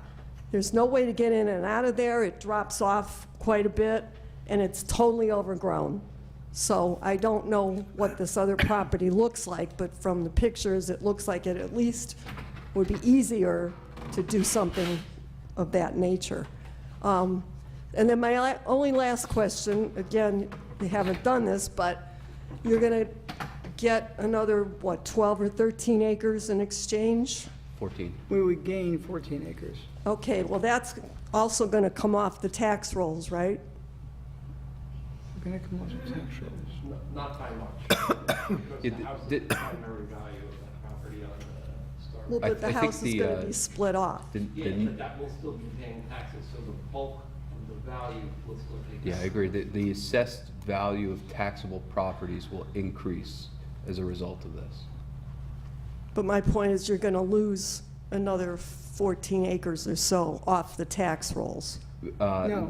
You know, that was... From Yes. an acreage perspective? Yeah. Yes, but there'll be But proportionately, it won't be... there'll be a significant increase in tax revenue to the town because there'll be more taxable assessed value in the town. Well, no, I'm just speaking strictly, because that was one of the complaints about the open space, is that when you buy that, that comes off the tax rolls. But the other property would come onto the tax rolls. But and less property. Less property, but the assessed value would be higher, so it would generate more tax revenue. Okay, It would actually, so well, it's not more tax revenue, but it would lower the tax levy to all the other Well, it would taxpayers. potentially be a wash. It would be a net, it would present more tax revenue and help offset the taxes. Okay. This would, yeah. All right, thank you. Yep. Thank you.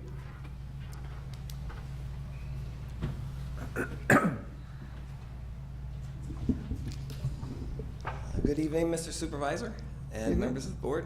My name is Jim Bacon. I'm here representing Ricky Furman and Ann Finizzi.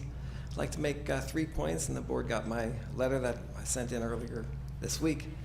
3 points on fiscal, environmental issues, and public participation. As they relate to the public trust doctrine. Now, the supervisor made the point earlier that there might be some more appraisals coming in on these properties. I think that typically the public trust doctrine would like to see certified appraisals for both of these parcels. And specifically the appraisals on whoever it's done by the McGraths or whoever it is, they should look at the developability of both parcels. Obviously, the Pugsley parcel is much more developable. It's, I think most of the proposed use has no wetlands or slopes. And I'm not sure about the soils, but the Star Ridge Road property has a lot of slopes and quite a few wetlands, according to the environmental resource mapper that's kept by DEC on their website. So those issues should be taken into account. Really, a build-out analysis should be done of both parcels, and I think you'll find that the Pugsley Road parcel is quite a bit more valuable from a fiscal standpoint. And I know that was an awfully high price, $2.2 million to pay back in 2007, but that's what the voters authorized you to do, and you followed the will of the voters who approved that bond. I don't know about the circumstances of the bond or who made those arrangements, but it was backed by the public and by the Open Space Committee. And as the supervisor had mentioned, right now the land for the Star Ridge property, just the land is assessed at about $330,000. If that's 100% of value, the Pugsley Road property is over $700,000. So it's right on the books. It's more than twice the value in comparison. With regard to the environmental attributes, Ms. Finizzi discussed earlier that when the committee was considering the Haynes Pond proposal, which I was very familiar with, they had Michael Clemens go and do an environmental inventory of that site. That really should be done for both of these sites as well, so that if there are environmental attributes of the Star Ridge property, then that could be compared to the Pugsley Road parcel. But one thing that the Pugsley Road parcel has that Star Ridge does not is connections to other open space. And in fact, there's 81 acres, I think, of county-owned land right at the Patterson border. And then south of the Pugsley Road parcel, there's property that's owned by Putnam Seabury, about 52 acres, but most of that is wetlands and pretty much undevelopable. As far as I know, there's never been a proposal, a serious proposal to develop that parcel. And then across the street is our property owned by DEP, and then it goes down to the West Branch, and the Tilly Foster Farm property is there on both sides of the road. The county owns, I think, about 150 acres or so. Also, from an environmental standpoint, the distance from this property to the Middle Branch is about 1 mile, 1.2 miles. But on the Star Ridge Road property, I believe that slopes down towards 684. I think it goes towards a diverting reservoir. I don't think that the drainage goes back up towards Peach Lake because of the ridge. It's not going to go over that ridge. And I don't think it goes north towards the West Branch. I think it goes southeast towards the Middle Branch. So that's something that also an environmental inventory would look at. Somebody like Hudsonia or Clemens, they would do a good job with looking at both of those parcels. So I think the public trust doctrine would look at that as a necessary requirement. Then from a public participation standpoint, I think that this has come up before. The Pugsley Road parcel, whether that vetting was enough, it was done by the committee. They had their evaluation. Yes, the county executive was very much pushing for this property to be purchased, but it does provide this corridor that's about 300 acres. So, from a county perspective, I think that made sense. Was it too much money? I don't think we could debate that, but the public knew how much it was going to be. The public was involved. They voted for that $5 million, and I don't think anybody's complained about it since. Not that I know of. But also, I'm glad that the supervisor talked about his interest in recreational opportunities. I had mentioned earlier to Mr. O'Rourke, I was involved personally with the purchase by AIG of over 600 acres from Mrs. Farrington, on both sides of the border. And we succeeded in selling 300 acres to Danbury. You can see that's Haynes Pond right there, but right to the right is Sanford's Pond, and they made a beautiful park out of it, 300-acre park.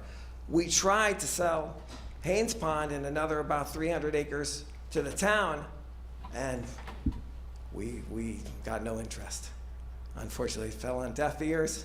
I think Ms. Finizzi was removed from the board, from the committee, and the committee was in favor of that.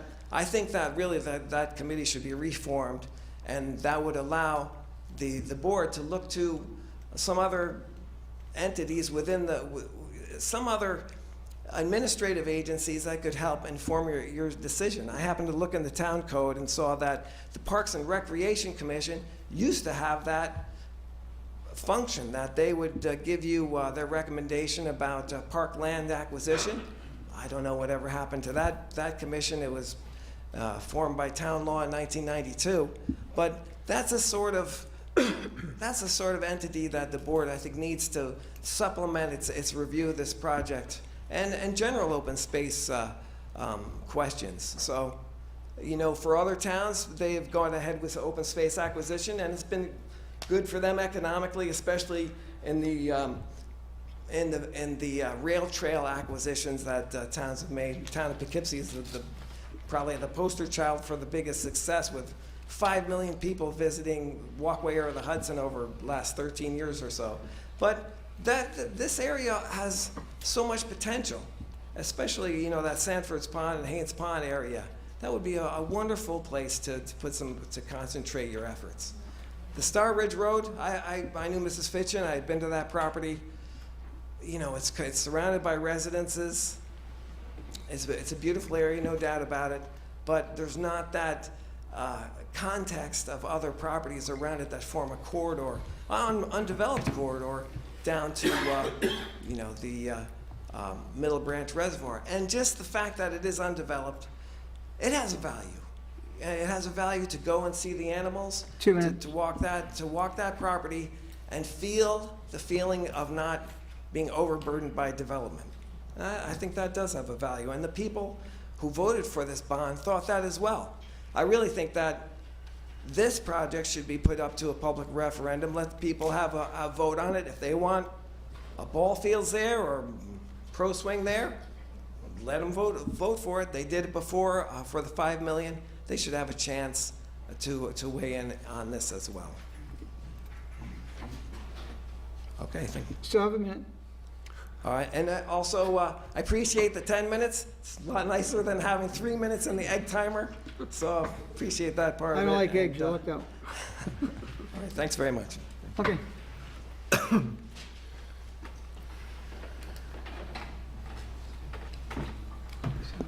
Good evening. My name is Kathy Croft, and I live in the town of Southeast. I have a couple of questions for you. I missed it at the beginning of the meeting. Did you say there's going to be a 10-day comment period on this? Well, it has to be in by Wednesday this week by 12 noon. So what's the actual date? The 19th. Okay. So you'll accept comments up until Written comments, yes. noon. Okay. And you're going to post that PowerPoint on your website? Yes. All right. The resolution that you have in your packet, if you... There's nothing in the packet tonight, right? Well, it was back up from last week, I guess. Okay, yes, that would be coming forward next week. Printed it out. If you email it to Senator Harkam, you're going to want to spell his name correctly. Okay. His name is not Harkman, it's Harkam with an H. Nope, he lost his vote, Rick. Okay, and there's one last comment I wanted to make. Back in 2014, there was an update of the comprehensive plan. The Route 312 area around where the crossroads at 312 was being in front of the planning board at that time was not really discussed during that comprehensive plan update. You might want to revisit that area with all of these different, with the logistics center, obviously that's already in the planning stage, but if there's going to be something else potentially on Pugsley Road, you might want to go back, revisit the comprehensive plan, and do a Route 312 overlay of that area. Because I think, I actually printed out a section that they wrote in, and I think it was AKRF was part of this process. And they were talking about the infrastructure, and they talked about the 2-lane county roads and multi-lane interstate. I know that some of 312 is going to be made into 4 lanes at certain points, but the bridge over the bridge over I-84, to my knowledge, is not going to be made into a 4-lane. It's not going to be updated, and I think that does create a big bottleneck for any development that will be coming into that area in the future. Thank you. Thank you. Thanks. Has anyone that not spoken want to come up to the mic? Okay, with that, we're now going to the second phase, which if anyone comes up to speak, you're entitled to 5 minutes, and if you had not spoken before, you would only have 5 minutes. Go ahead, sir. Okay, I just wanted to clarify my position I am not opposed to having a sports complex, and in that location, I think it would be good. When we originally bought the Pugsley Road property, we overpaid for it grossly. With the advent of interstate logistics moving in and straightening out 312 and improving Pugsley Road, it is a good location for this sports complex. My concern for the town of Southeast is we got screwed when we bought that property. It has now increased in value, so we were fortunate, but it was a horrible piece of property for open space. As Craig Cole has mentioned, the parcel on Star Ridge is actually a very good parcel for open space. As far as parking, as somebody mentioned, across from Seven Oaks Lane, there's 20 acres of flat, easy to put a parking area in there. There's actually a pull-off. This is an old tree farm. It's overgrown now, but this is an excerpt from right here. Exactly, there is a pull-off, and I pulled into that too, because as Craig mentioned, I'm familiar with those parcels up there. I think it would be a great parcel for the town to purchase for the correct amount of money. The development potential on the parcel on Star Ridge Road is very little. It is heavily clay soil, as Insight will attest. It's clay. Other lots that were developed up there were 20-acre lots when they subdivided the original parcel, because they had to have so much fill and so much expansion area. You really can't build houses up there. It's worthless for that. So what's the value of that property if the whole parcel was, with the house, was purchased for $1.2 million, and the house is 8,000 square feet or so? What's the value of the house? $1 million. So what's the value of the rest of the property? 200,000? That's not what the proposal is, I'm sure. If we can buy that parcel for 200,000 or even 300,000, I think it would be a good thing for the town. The parcel on Pugsley Road now is worth a lot more than it was before. This is not an even swap. Put $1 million in the till of Southeast and do the swap. Maybe. I didn't do an appraisal, but if we want to do this deal, the people of Southeast shouldn't get ripped off for the price. Star Ridge is a great property for the town and usable for open space. Pugsley Road never was, never will be. So if we can do this and make a deal and let them do their complex there, I think it would be great. But make sure we get the right money. Thank you. Thank you.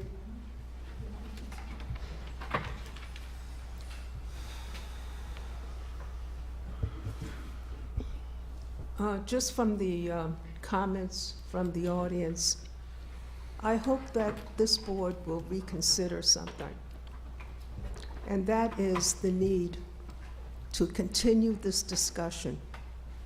This discussion should not end. We need a lot of thought in this particular, on this particular project. A lot of thought and a lot of input from residents. It is not enough.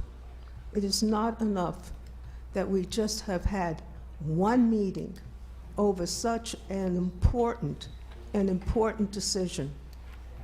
So I ask you to reconsider very, very carefully all the comments that have been made.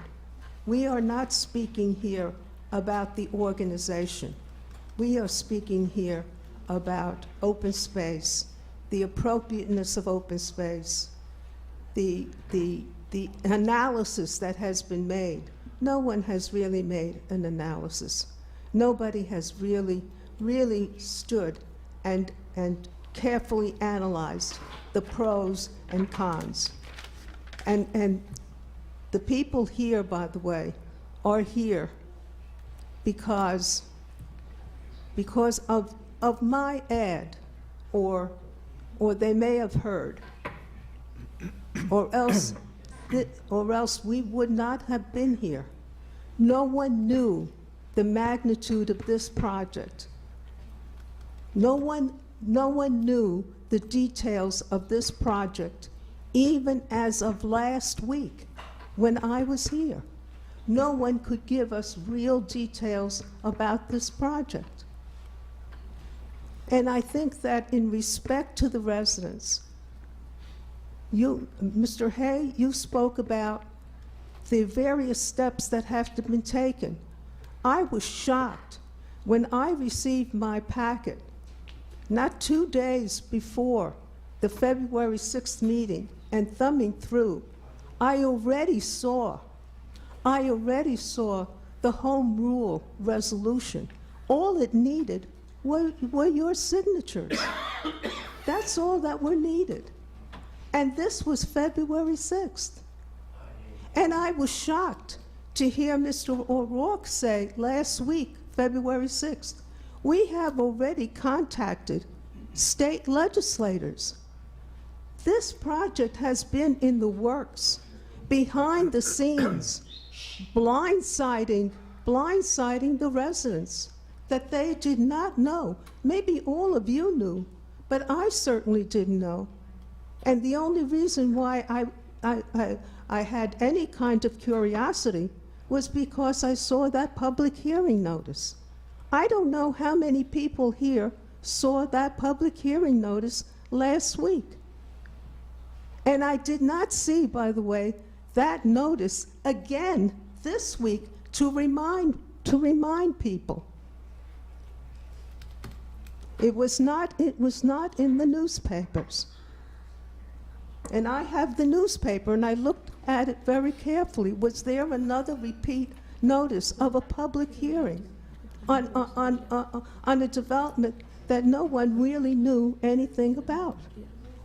Now, the last thing I want to say is, when I looked at it, and I looked at some of the material that I got from the planning board just this Monday, the first word that came into my mind was 1 minute. segmentation. Thank you. No, You had ma'am, another no, minute. you have 1 minute. I just telling you had 1 minute. Then I'll take that minute to again implore you not to take this step and to have adequate analysis made and an adequate notification, even have discussion. All of the open space projects that the Open Space Committee looked at, believe me, there was plenty of discussion. And yes, some what shall I say, opposition here or there. But that is what is needed in this project. Not just, I don't know if we've been here 2 hours or an hour and a half. That is insufficient, absolutely insufficient. Time. Thank you. Yes.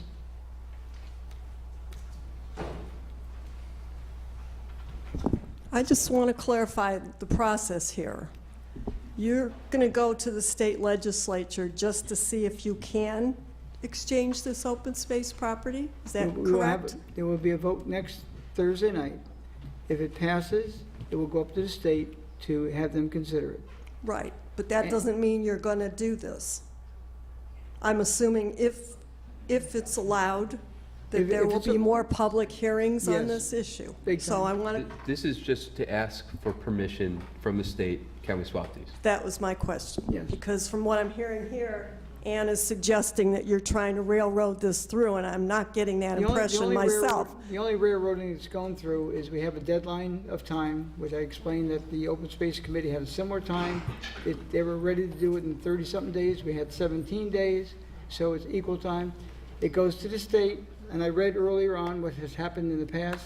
It approved by the Senate, approved by whatever, went to the governor, and he vetoed something, so that could happen. So that But was my question. I if we just send want it to to clarify that you're not going to do this and then boom, make this transition No. and it's going to be over. I'm assuming that if they say yes, you may transfer that property, that there will be more public hearings and Yes. discussion. This Yes, is sir. not a done deal. Ma'am Venezia, don't shake your head no. Well, okay, but it's not true. do that to you. So how about if you sit down No, okay, okay, look it. Look it. You know, If it's approved by Albany and it comes back down here, okay? Then it begins the process. Then the owner will go out, do all these studies, whatever. It'll probably take 1.5 to 2 years after he hears this. He's probably gonna run and not do it anyway. But it'll take at least 1.5 to possibly 2 years, and go through all the rigorous development process that is done with every project that comes in this time. Interstate Logistics has been going through it now for probably 2 years plus.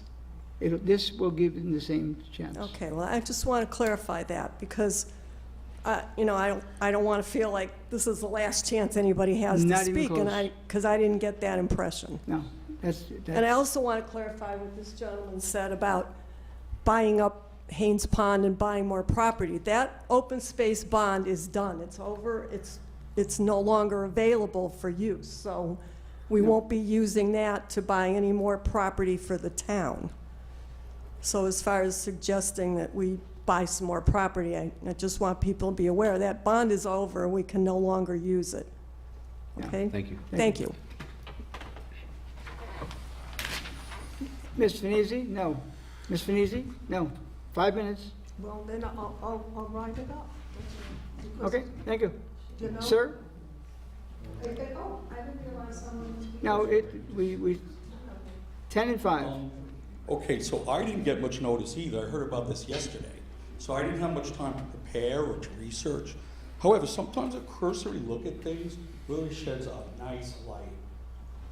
Look at the Star Ridge property, where it's located. It's right next to the town of North Salem. The last time I looked, North Salem was one of the wealthiest towns in Westchester County. Now, I did a quick check before I came here today on what the median income is between Lake Carmel and Brewster. $70,000. $70,000 per household. This company's located in Mount Kisco. Okay, that is another very wealthy area. It's probably, I don't know where their property is down there, it's probably in the town, because the people wouldn't put it anywhere else. Somebody said there's computer analysis of your swing to help pitchers pitch better, batters hit more, things like that. Somebody mentioned price. $70,000 mean income is going to pay for that? Computer analysis of your kid swinging a bat? I don't think so. The bottom line is what I see here. Oh, and somebody mentioned about the strict land use up there on that ridge. Well, you better believe it. Because those wealthy properties, they have really strict land use. They don't let anything done unless it's reviewed. And the same thing's going on in Garrison and Cold Spring. They review projects in meticulous detail, right down to the cornices and the shingles going up on those buildings. Now, we're being bamboozled.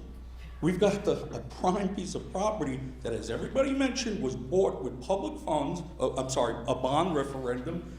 Everybody wanted it open space. You can use open space, believe me. If you've got 2 legs, you can use it, and you can go in there even if there isn't trails. If there's a trail, it's even better. But what we're getting here seems to me to be property that they're saying over there in that area in North Salem, oh, what are we going to do with this here? You can't develop it. It's no good for a house. Let's take Pugsley and get rid of Star Ridge, What do those people down there know about this stuff? The other thing I want to mention is, before we came to Putnam County, we lived in Brooklyn, okay? I lived in a housing project. We used to play stickball on the lawn, and you had to do it really fast because those were the days of Robert Moses in 1960, and you weren't really allowed to walk on the grass. You only could play on the concrete. So if you were caught on the grass by a cop, you were in trouble. Let me tell you, it was no fun playing stickball.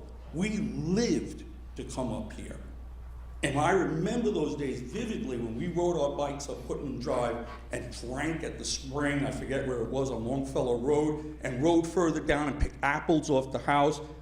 To me, that was worth everything. I think we better give this really careful consideration. The lady that spoke before about more study, more consideration, absolutely, that definitely has to be done. The other thing I wanted to mention, Pugsley Road goes right into Fair Street. Can you imagine the amount of traffic that's going to increase into Fair Street? That's going to turn, Fast Street, I live off Bullet Hole. Fast Street now, okay, cars go by, it's not too bad. But when this thing goes up, there's gonna be cars every 2 minutes, I should say every 2 seconds, whizzing by. People are gonna say, I don't wanna go to 312, it's a nightmare, I'm gonna go down to Fast Street. So I don't think anybody's considered the traffic ramifications of this project at all. 1 minute. Okay, thank you. Again, I don't understand, I didn't hear my question answered, why this is not being put in a high-density, high-use area like the Hamlet of Carmel or Brewster. Why don't they move this to Mahopac? Just try doing that. Thank you. Thank you. Craig Cole, Star Ridge Road again. Living on that road, I just take a little, taken a little bit back by those last comments. The homes on Star Ridge Road are all raised ranches, small colonials. Can you pick the mic up a little bit? Sure. Thanks. It's not North Salem. We live in Brewster. We pay our taxes. Now, the kids over there go to the North Salem schools. We also pay the North Salem school taxes, which can be considerable based on the assessments that are done over there versus what's done here. And there's always been a funny thing with that. But that road is not large, wealthy homes that are gonna all of a sudden, make it not appropriate for open space. The other point that the attorney made a little while ago that I'd also like to point out to the board, if you could blow that picture out farther, he talked about the other area being more open space, 300 acres there, it made more sense. The 95 acres that you're considering an open space on Star Ridge, if you go down to the very corner of that property on 7 Oaks, that abuts Ryder Farm. I don't know what the classification of Ryder is. You folks probably do. But I know it's 250 acres. It's agriculture. It's not going to be developed. Maybe that in perpetuity. I'm not sure. You go right to, if you go and then you go down that road, and immediately you hit the Peach Lake Preserve and the Finchon Preserve. So virtually, what you're talking about is a little road with houses that runs through open space or undevelopable space all around that area. And it's not North Salem. It is not wealthy people that live there that are going to fight this, or that are saying, "Oh, let's shove this project down, to the other part of town." That's a mischaracterization. So I wanted to make the point that it's not a little island that you'd be considering for an open space at the bottom of the hill. As you broaden that out, you'll see there's open space all around it. And really, you're looking at some residential developed that comes up in the middle of it and are on the outsides of it. But you're talking about a considerable amount of protected area there. There's a reason for it. It's a historic scenic road. It's been that way for 120 years, or even longer. Once again, I think it's a great idea with what you're trying to do for that area. Don't know if it's the right swap. I'm not going to address that. But as Don mentioned, the area is a beautiful area to walk. If you could come up from Peach Lake and you could walk up that road and you could enter and then look out and see those western views and then walk down into the property. There's trails there now. The former owner put trails in there. You wouldn't even have to put anything in. And as Don also mentioned, there's an area there that's already cut in. That's got a flat area by where the Christmas tree area is. They used to have to put big concrete blocks up there to prevent people from even going in there. So it's really it's set up pretty without any big expense. It could become a really nice area for people to hike and enjoy that area and really do a full loop. You could come up from the lake and you could go up and you could see a forever view. I doubt there's an open space situation like that probably anywhere in the county. So that's what I wanted to add. Thank you. Thank you.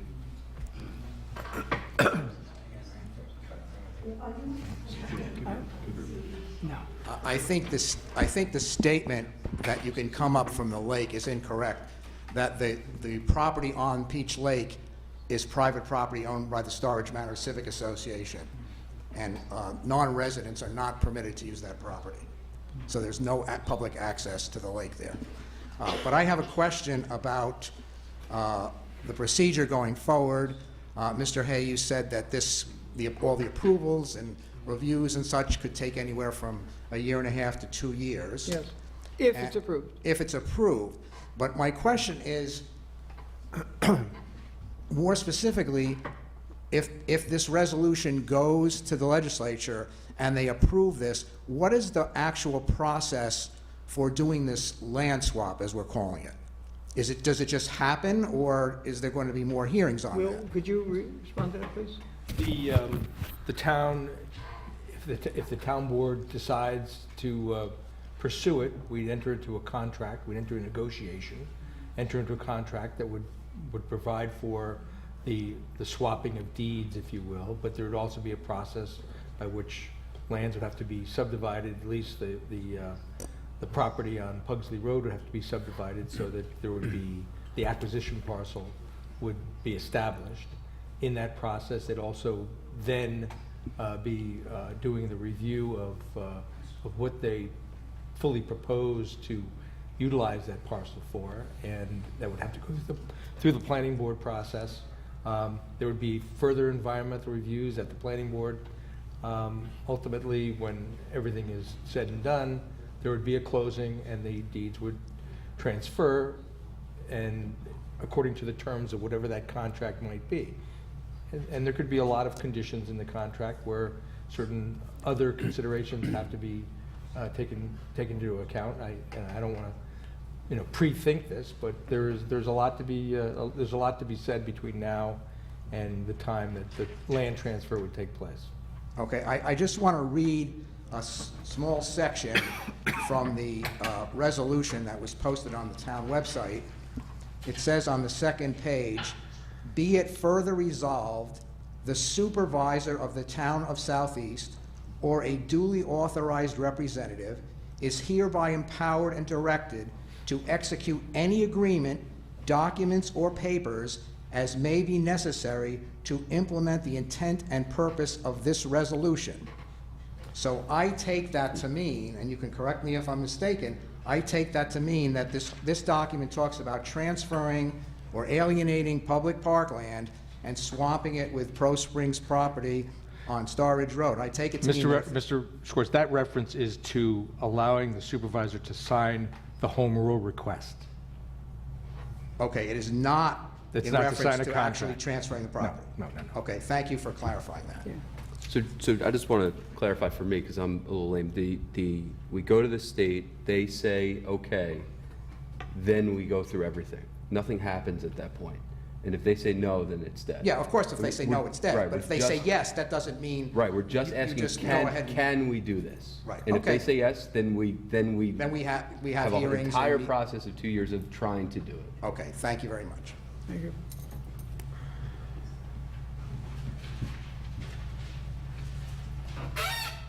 Okay, now wait. Ma'am, we set parameters how this meeting is to be conducted. You said when you were up there last, you're going to put your comments in writing. We were asking you to do that. I'd like Everyone to was make given one an more equal comment, opportunity. if I might. Pardon? I'd like to make one more comment, if I might. 2 minutes, max. Excuse me? We'll give you 2 minutes, max. 2 minutes. The home rule resolution, okay, is sent up to the state. The state legislators will vote on that home rule for the State for the and swapping. assembly. Right. State and assembly. Yeah, this is what I meant. The state legislature will vote. Now, when you mention the 1 to 2 years, just because that land is now swapped, you still have to go through a DEIS, don't you not? Yes, ma'am. We've been saying that since day So one. what you were referring to the time period, is the secret process. Yes. But you didn't say that. Look, But you didn't you're say more that. okay. This is the secret process. And this then is, and the secret process is then based on the fact that the quote-unquote swap land at the the transfer, let me call it the transfer of the property has taken place with the approval of the state legislature. That is the DEIS. And yes, the DEIS is going to take a long time, and as part of the DEIS, yes, we are going to examine this property. There's going to be an environmental assessment and so forth and so on. But the property will have already been swapped. Thank you. 30 seconds, come on. Okay, correct. Thank you to the gentleman that clarified about what Star Ridge is like. I understand that might not be wealthy, but you're next to a very wealthy community, and they are never, ever gonna let you put up a ballpark next to their community. That land is never gonna be developed, never. We can stand our ground, keep Pugsley Road just the way it is, as open space, and I bet you we'll get Star Ridge as well. Thank you. Town board members? Edwin, you have anything to add? No, I thought Mr. O'Rourke had got to speak. Do you want to speak? Go. We're not stopping you. Oh, sorry. I thought I was going to yell. No, I thought. Thank you once again. There are quite a few comments that were made, and I thought it appropriate to provide me at least some time to respond to some of them. And I think 5 that... minutes. I'm sorry? 5 minutes. Well, everybody else But has a little they'll more get than another that, minute, I know. but- Go Okay. ahead. All right, so let me start by saying that I listened very carefully to Mr. Bacon, whom I've known for quite some time, as the attorney representing Ms. Finizzi. And you may note that he said that he had 3 points to make. One had to do with public trust doctrine. He talked about the environmental perspective, talked about the evaluation of the property. I'm sure those are things that he mentioned in his letter dated February 10th, 2020 that was submitted to the town board and which I received yesterday. And what I've done is, I have prepared a response which addresses each of those issues and corrects many of the misstatements that have been made tonight as well as in Mr. Bacon's letter. The thing that is most disconcerting is that he talks about the proposed exchange of a portion of the Pugsley Road parkland for acreage on Star Ridge Road is contrary to the public trust doctrine. It is not. And the reason for that is set forth in a memorandum, and this will be part of the public record, which corrects that misstatement and misunderstanding. A proper analysis of this proposed exchange, which results in the town adding additional acreage for parkland and open space, and receiving property with a greater fair market value than that being exchanged, clearly is not only consistent with the public trust doctrine, but it advances the common law goals of adding parkland and preserving and enhancing open space. What I'm handing up is an appraisal that's been done by McGrath Associates. They were engaged in, I would say, approximately a month ago to examine and appraise these properties as to fair market value. That appraisal of both the Pugsley Road property as well as the Star Ridge property is Exhibit D to my submission. You will note that the property, based upon fair market evaluation, highest and best use, the property on Star Ridge Road, not only is the town getting more acreage, you are getting property that's more valuable. That satisfies the public trust doctrine. Secondly, as far as the issue of alienation of parkland, again, you will have, as part of this recital, information prepared by Fred Wells, a registered landscape architect who is with our agricultural consultant, has many, many years of experience all throughout the Hudson Valley and is well considered in terms of the profession. You will note what he has set forth in terms of an analysis of the proper context in which the town board should consider this proposal. Finally, part of this will also address not only the legal authority for what I've just told you, but also the information that is proper and appropriate for you to consider. I hand this up to the town clerk as part of the official record. Without getting myself killed as I get mine. Time for that. Thank you.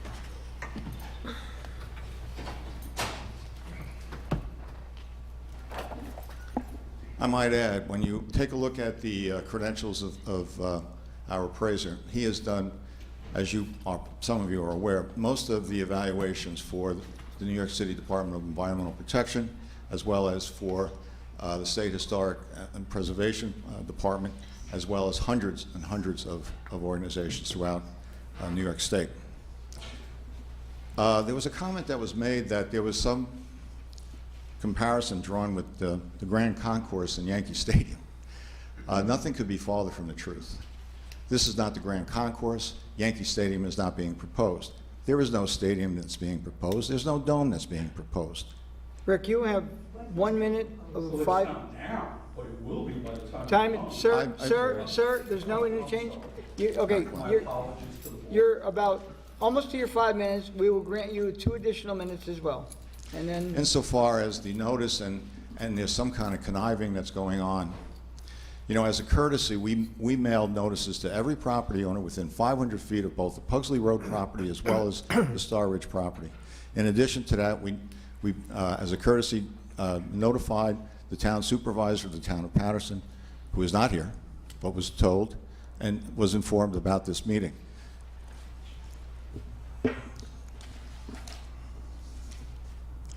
One other comment was made with regard to the comprehensive plan that was adopted in 2014.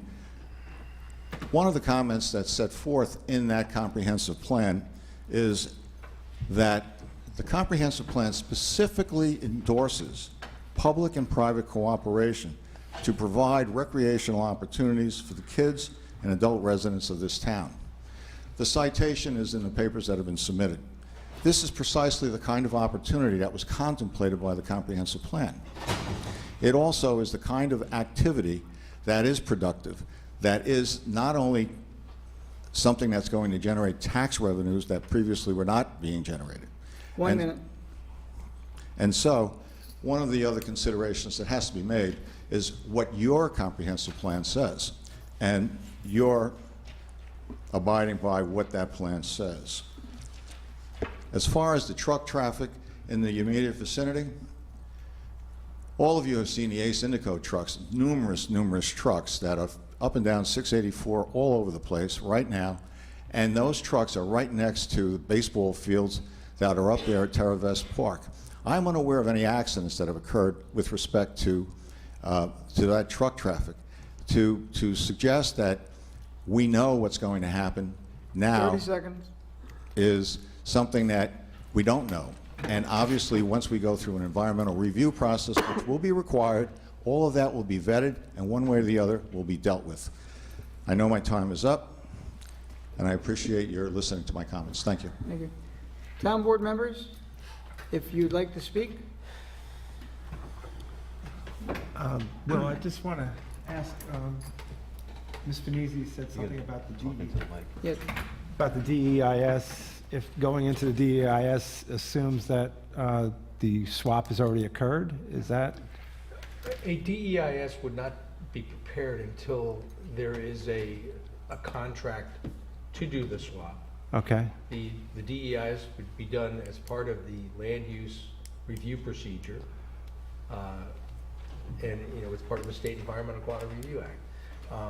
We are complying with, to a degree, with the State Environmental Quality Review Act, SECRA, by doing an environmental assessment form, which has been prepared and submitted as part of the package to seek legislative approval of the alienation of parkland.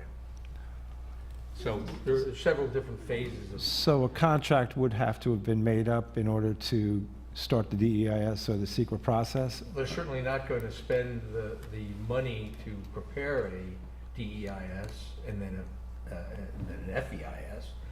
until they have some contractual right to acquire the property. That's my understanding. So, by looking for this, we're going to Albany to say, can we do this swap? And if we do the swap, they won't start making any plans or providing us with any documentation until we agree to sell the property or swap the property. But In the which contract case, would be conditioned upon many conditions, which is in full environmental review, and whatever other conditions the town board sees necessary to in place on the contract. It's a Okay. negotiation. Okay. It's not a done deal by any means. Just by getting the approval of the authorization to alienate parkland does not put this town board in a position where they have to convey the land without a negotiated contract on terms that are favorable to the town. and in the negotiation process of the contract, would it be in our best interest to come to the town for a referendum or Well, to seek? there's no requirement in law that you have a referendum. No requirement in the law, and I'm just, well,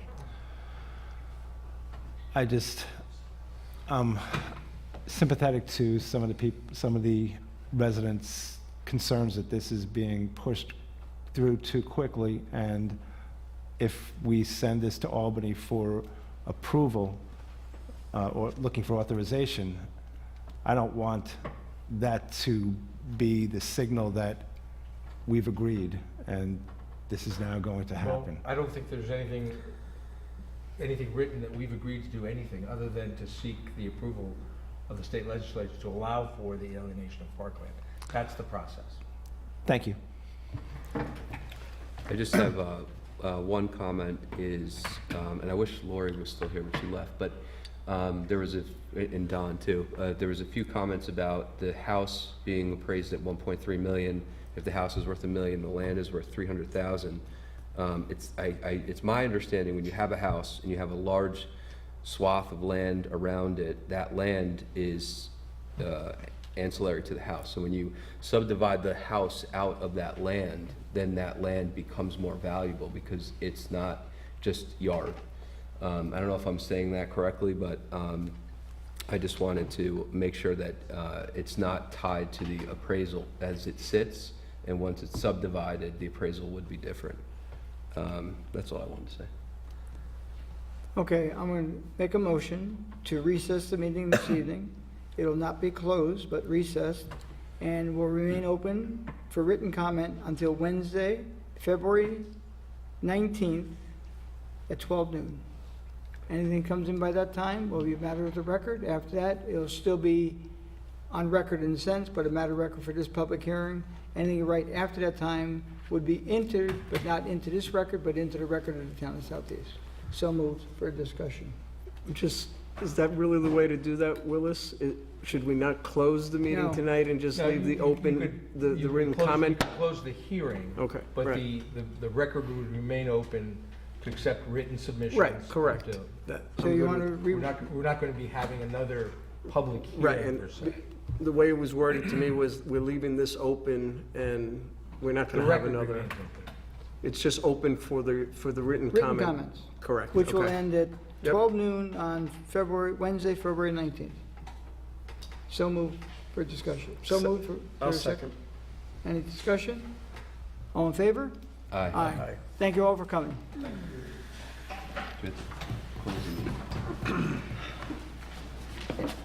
Do we have to close the meeting? Well, we just did it.